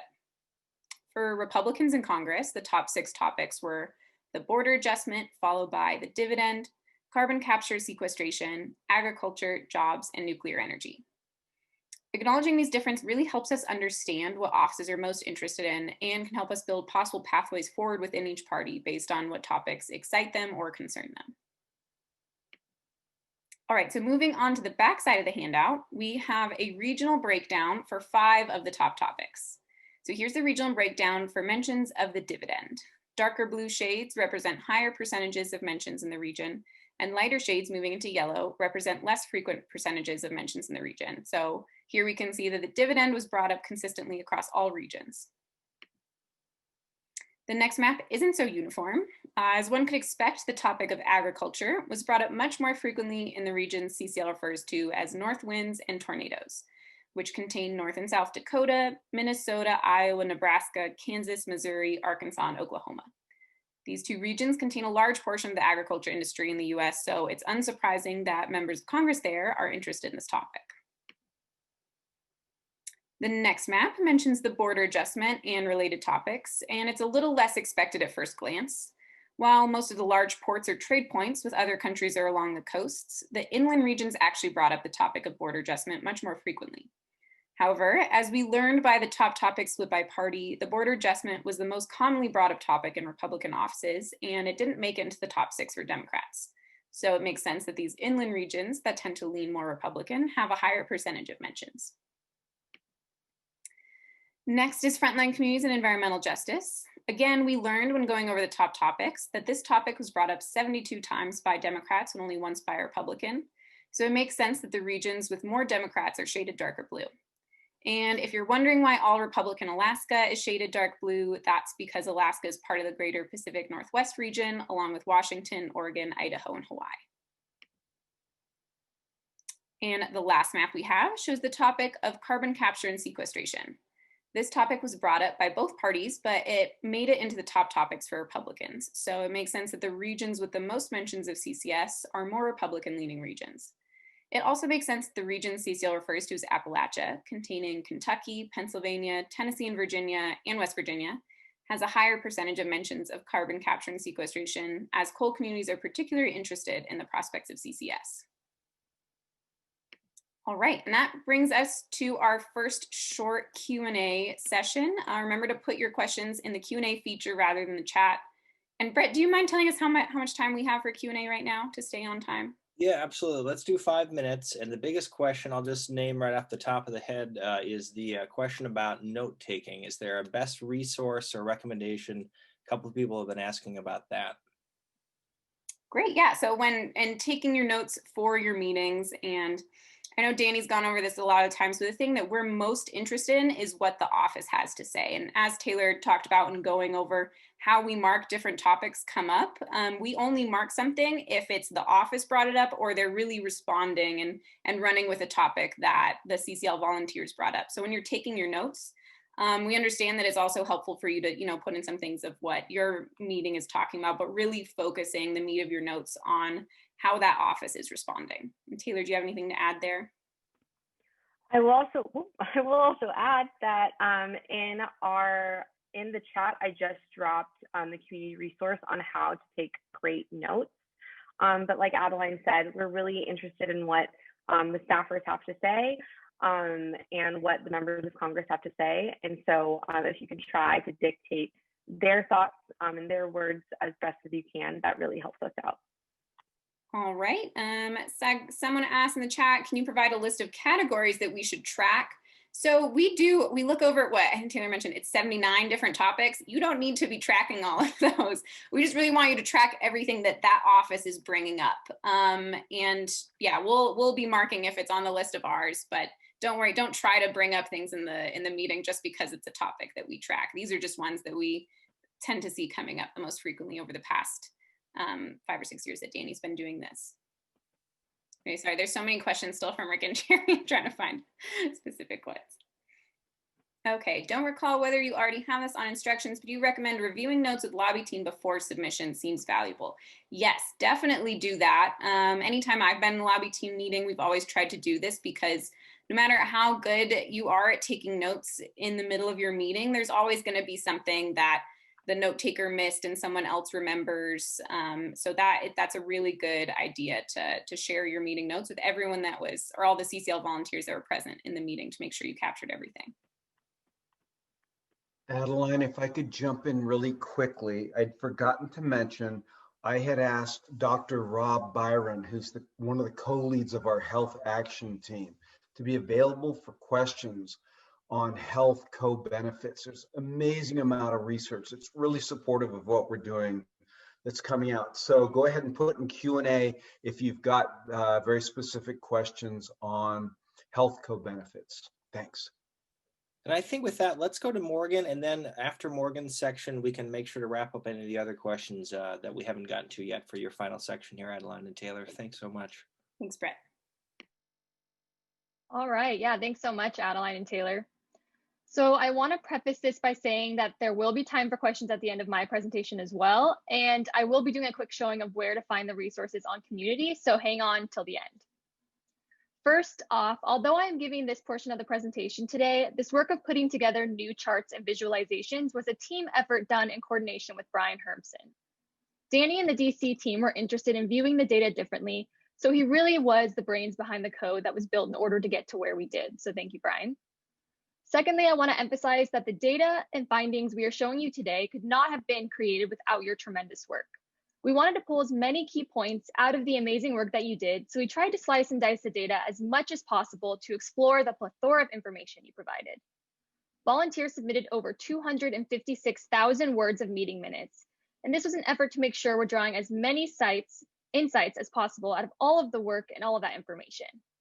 Using some of the more recent data analysis tools available, we were able to group and summarize the data in different ways than we have in the past, as well as create summarized views that hopefully allow our volunteers to get a better sense of what's happening in their regions. This work included over 1,200 lines of Python, which is a programming platform we used, which you can see on the right in that picture, and over 4 different types of visualizations, such as bar graphs, state maps, region maps, and line graphs. We also enlisted the help of a volunteer with geographic information systems experience, Christian Nielsen, who helped us with the regional visualizations. So what did we look at? We wanted to view the data in a variety of ways in order to best display the overall findings. The analysis included national, regional, and state perspectives by chamber and political affiliation, as well as new data points, including supporting asks and co-sponsors, Grasstops leaders, and overall meeting rating. Through these different lenses, we looked at the amount of times a topic was brought up and in what manner. Viewing the data geographically gave us some surprising insights. By using so many different lenses, we were able to find patterns and highlight specific data points that hadn't stuck out before. So here are some of our national findings. In this heat map, we looked specifically at the top 10 topics recorded at a national level. Here you can see the percentage of times that a given topic was raised by a member of Congress or staffer in a meeting, displayed by region. Darker colors on the heat map indicate higher percentages, and lighter colors indicate lower percentages. Here are some more national findings. So as Taylor and Adeline mentioned, we don't just track which topics were brought up, but also the way in which they were brought up. For example, was this topic a matter of concern for the office, or was it an area that they suggested we focus on? We wanted to provide some insight into the manner in which topics are brought up for a given region. In this bar graph, we looked at the count by rating of the top topics at a national level. So this shows the number of times a topic was raised by a member of Congress or staffer in a meeting, and the way in which it was discussed, displayed by region. Here are some of our regional findings. As I'm sure you know, CCL is organized into chapters, states, and regions. So we are very focused on trying to summarize the June analysis data in such a way that we could provide insights to our regional coordinators. For example, maybe the most commonly raised topics vary a lot from state to state in their region, or maybe attitudes about certain topics have shifted since the last lobby event. Or if regional and state coordinators made a point of asking groups to emphasize a supporting ask, how successful was that effort? So here we looked at the top 10 topics per each individual region and the percentage of times that a given topic was raised by a member of Congress or staffer in a meeting per each region. Because the topics may differ, the x-axis may also differ by region. Here are some more regional findings, and these are the maps that Adeline and Taylor showed you earlier. So these maps look at the distribution of the top topics per region, showing the percentage of times top topics were raised by a member of Congress or staffer in a meeting within a region. And we created these separate maps for all of the top topics. Since we made such an effort in June to push supporting asks, we wanted to make it easy to see the results of that push, both in terms of how many asks were actually made and how many new co-sponsors actually co-sponsored those bills after our lobby event. This line graph shows the number of new co-sponsors for each supporting ask bill through 2020. That black vertical line indicates CCL's June lobby day. So you may be wondering, why is there such a large peak for the BEST Act and other supporting asks this past summer? So I'm going to have Adeline quickly jump in and explain why that is. Thanks, Morgan. So as you all can see, every bill here has a bump around our June lobby day, which is a fantastic testament to what effective lobbyists you all are. As Morgan mentioned, you can see a particularly high bump for the BEST Act a few weeks after our lobby day.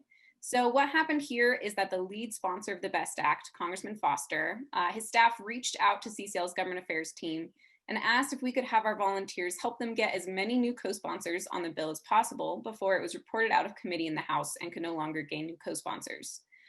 So CCL liaisons did help out. They sent around a Dear Colleague letter from Congressman Foster to their members of Congress, and within just 1 week, 24 new co-sponsors signed on to the bill. So that's what that huge jump you can see there is. While we can't take all the credit for this, Congressman Foster's office did let us know that CCL volunteers were integral to this accomplishment. Awesome, thanks, Adeline. Here are all the other ways we looked at supporting asks. So the bar graph shows the number of times an individual region used a supporting ask bill in a meeting and the new co-sponsors for that bill. That black horizontal line indicating new co-sponsors. Map visualizations show the percentage of times a supporting ask was used in a given state. Lastly, in some ways, the June lobby event was an exercise in uncertainty. Did it even make sense to lobby Congress with COVID happening? Would anyone be able to meet with us? But volunteers overwhelmingly made the best of an unprecedented situation and early on identified bringing community influencers to meetings as a potential perk of having a virtual lobby event. We knew that a lot of chapters were taking advantage of this, and so the DC team made a point of noting the presence of endorsers in meetings. As with supporting asks, we wanted to provide information on how successful that effort was. And we even tried to correlate the presence of community leaders with the overall rating of how well the meeting went. This is somewhat subjective and based on a small sample size, but we thought it was worth looking at, and we did find a small positive correlation. It seems that having community leaders made for an overall better meeting. We really do want to make the greatest possible use out of the hard work that volunteers put into lobby events. And when we ask volunteers to emphasize a certain topic or make a certain ask or employ a certain technique, we want to follow up and make sure that those initiatives are effective. Because of the hard work volunteers put into organizing 434 meetings, we were able to produce 11 individualized regional reports for RCs an overall June analysis report for staff internal use, a June teaching aid with new additional insights than previously provided, and enhanced CCL community resources with interactive visualizations. Danny and the DC team were able to view the data in ways that they hadn't otherwise done before. We really do think that this has helped prepare ourselves and our volunteers for future conferences, and we are super excited to see what we find after the December lobby meetings. So once again, thank you all for your time and effort you put into getting us these awesome conclusions. So lastly, I'm going to go over where to find these resources on Community. So the easiest way to get to this resource is to go to the search bar in Community and type in June analysis. That first result at the top is going to say CCL June meeting analysis. That's your one. You're going to click on that. Here you can see at the top of the page, there is a click the link to be taken to the CCL's June 2020 meeting handout. You click on that, it's going to show you that 2-pager that Adeline went over. Then if you go back and you keep scrolling down, there are 2 other sections that we think are great resources. So one is the frequently raised topics page, which provides CCL supporters with answers, guidance, or background information to the most frequently raised topics. And then 2 is the 2020 June analysis interactive tool. So first I'll show you the frequently raised topics in lobby meetings resource. This resource goes more into depth in displaying the topics that come up in all of CCL's lobby meetings and has been updated with this year's data across party interest and committees of jurisdiction. So if you're interested in taking a deeper dive, I highly recommend checking out this page. And then next, and what we really wanted to highlight is this new 2020 June analysis interactive tool. So this tool contains a few main interactive areas that you can hover over and click through with your mouse to find more specific information. This top area displays a heat map depicting the percentage of times that a given topic was raised by a member of Congress or staffer in a meeting for each CCL region. The topics are in order by the most frequently raised topics to the least frequently raised topics, and CCL regions are displayed in alphabetical order. And there's this really cool tooltip that's also involved in these interactive visualizations where you can actually hover over and you can see the region, the topic, and the percentage of times that was brought up in a meeting. Then if you go down, we also have this for secondary asks. And then these are going to be by count. So the amount of times that a region brought up a bill in a specific area, in a specific region. And then below this are the 10 state maps. I think there's actually a few more than 10. And these are the top topics. And again, has that really cool tooltip where you can hover over and you can see the exact percentage of the amount of times, the amount of times a topic was brought up in a given region. So again, in order to get to this, all you do is you go to the search bar and you type in June meeting analysis, and that will be your first result.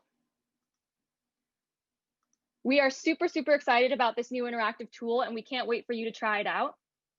Again, thank you so much for everything that you've done to contribute to these results. And that concludes our presentation. So please let us know if you have any more questions.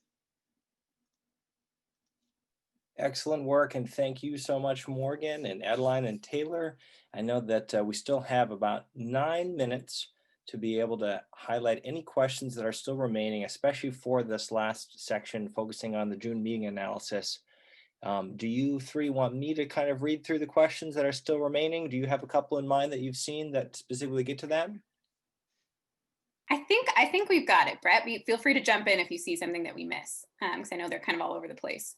I know I saw one from Sally. She asked a great question. Why have no December lobby day when so many offices are in a state of flux because of the election? That's a really great question. There are quite a few offices in the House and Senate that won't be there next Congress. However, the vast majority of Congress is coming back in January.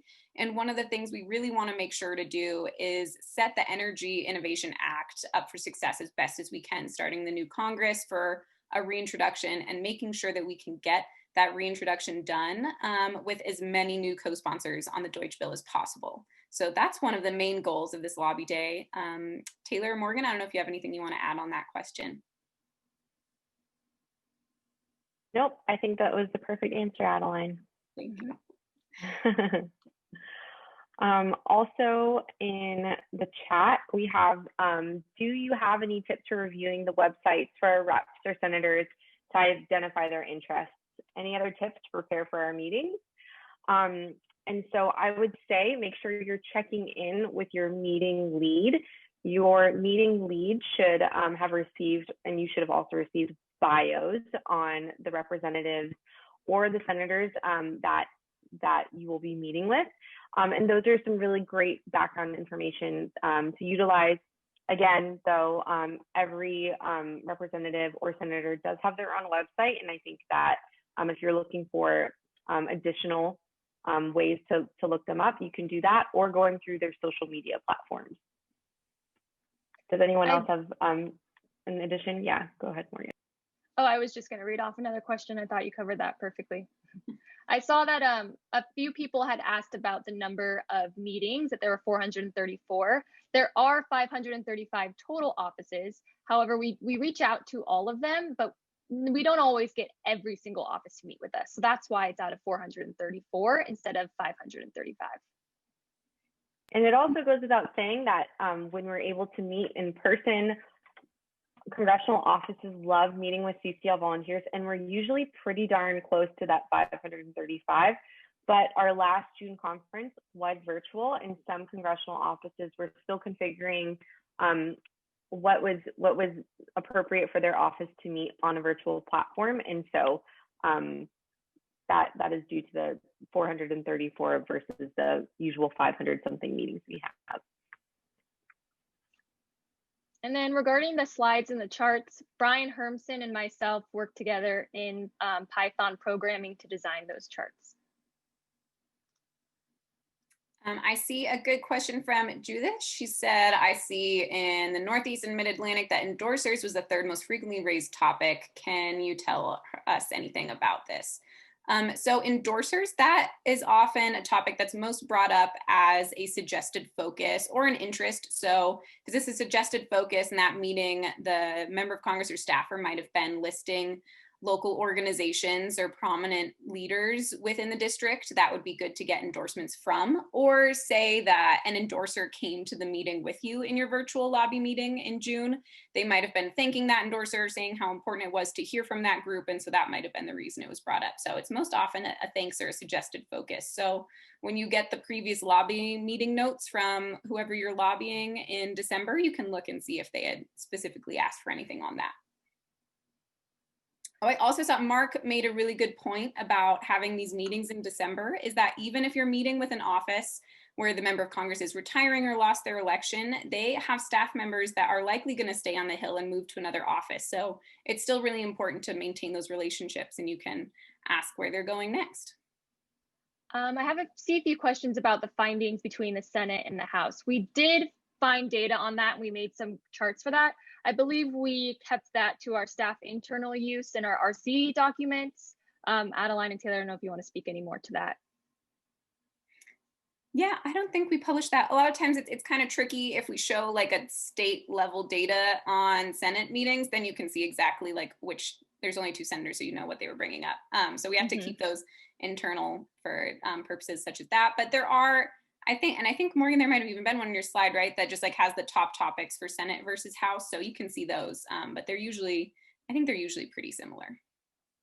Here we go. Here you can see the graphs that we made for overall House and Senate. And these slides will be available if you want to go back and look at these charts later. And this interactive tool is live right now, so you should be able to go to it. Depending on the device that you're using, I recommend either using a laptop on Google Chrome as your browser, but you can also view this on your phone. David brought up only 5% of meetings include comments about the tax or fee. I view that as very good news, indicating broad understanding, not many specific concerns. Do you view that in the same way? Yes, we do. So that topic is specifically if an office has a bad taste about the word tax, like they don't like carbon fee and dividend because they view it as a tax. So we'd also agree that having less and less people bring that topic up is definitely a good thing and shows a greater understanding of the bill. Roberta asked, where is a description of which states included in which CCL region? I had to look this up myself. I think if you just in CCL community search region, you'll find it. Morgan, I don't know if you have a better answer for that. Yeah, and if you go to the main CCL website and then you go to our staff page and you scroll down to the regional coordinators, it'll show you what region they're coordinator for and then all the regions included. And then I do see a question about Python specifically. You had asked, were any machine learning packages used to extract topics from the meeting notes, or was it all done by hand? So basically what we did is we imported that spreadsheet with all of the meeting topics we used Google Colab Python programming. And so we did use different packages like to make the charts, like Altair and some other things. But in terms of like where we got those topics from, that was just simply brought over from the spreadsheet that the DC team had put together to track everything.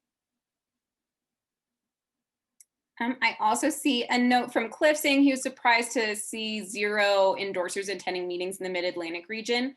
So we should also add, this was the first time that we really tried to figure out how many endorsers were, or if there was an endorser in a meeting. And we had to do it just by guessing, like if the note taker happened to say there was an endorser in this meeting, or it was very clear from the meeting minutes, but we didn't specifically ask people. So it might not have been 100% accurate, because if it wasn't explicitly reported in your notes, then we didn't catch it. But for this upcoming lobby day this December, there is an added portion to when you're filling out your lobby notes on whether or not an endorser was present. So that data should hopefully be a lot more accurate coming up. All right, time for one last question. I know we're all almost caught up or redirected, but if you can pick 1 or 2 last short ones, I think that will take us to the top. Great. Here's one from Peter. Given that the Senate is the place where we need support for carbon pricing, do you have special analysis for the 100 Senate offices? I would say that yes, we do. In terms of the June analysis, this is more of a holistic analysis that we provide for volunteers. But our government affairs team consistently looks at the notes and is in use for intel to drive our legislative strategy, that we take those into account for. So I would say we do have our own special analysis. It's not formalized into these graphical interpretations that Morgan helped put together, but in an analysis in a way that our government affairs team does use and read over to do other things with the organization. I don't know, Adeline, if you have anything else to add to that. No, that's great. All right, well, I think we're done. Brett, do you have any closing remarks?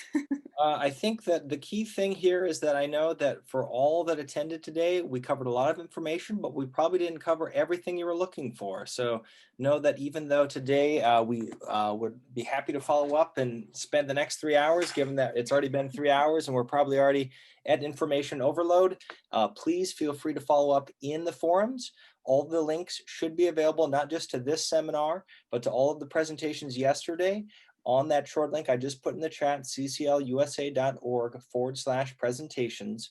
And we'd also love and welcome your feedback. So in just a little bit, we'll close out with the video, and we'd love for you to take 5-10 minutes and let us know what we could do better next time. We're always looking to improve, and we so thank you for all of your hard work. You're the reason why we have any success out there. So we look forward to hearing and how you have been in touch and using this information in your own advocacy. Thank you again for being here, everyone, and have a wonderful, safe rest of your weekend. Thank you for listening to this episode of Citizens Climate Lobby's training program. You can tune into more episodes anywhere podcasts are available. Inspired by what you heard today? Join Citizens Climate Lobby to advocate for bipartisan climate solutions. Go to community.citizensclimate.org to find more trainings, resources, your local chapter, national action teams, discussion forums, and more. Be sure to like our Facebook page and follow us on Twitter and Instagram @CitizensClimate. We also invite all of our listeners to subscribe to our YouTube channel for more inspiration. And together, we are creating the political will for a livable world.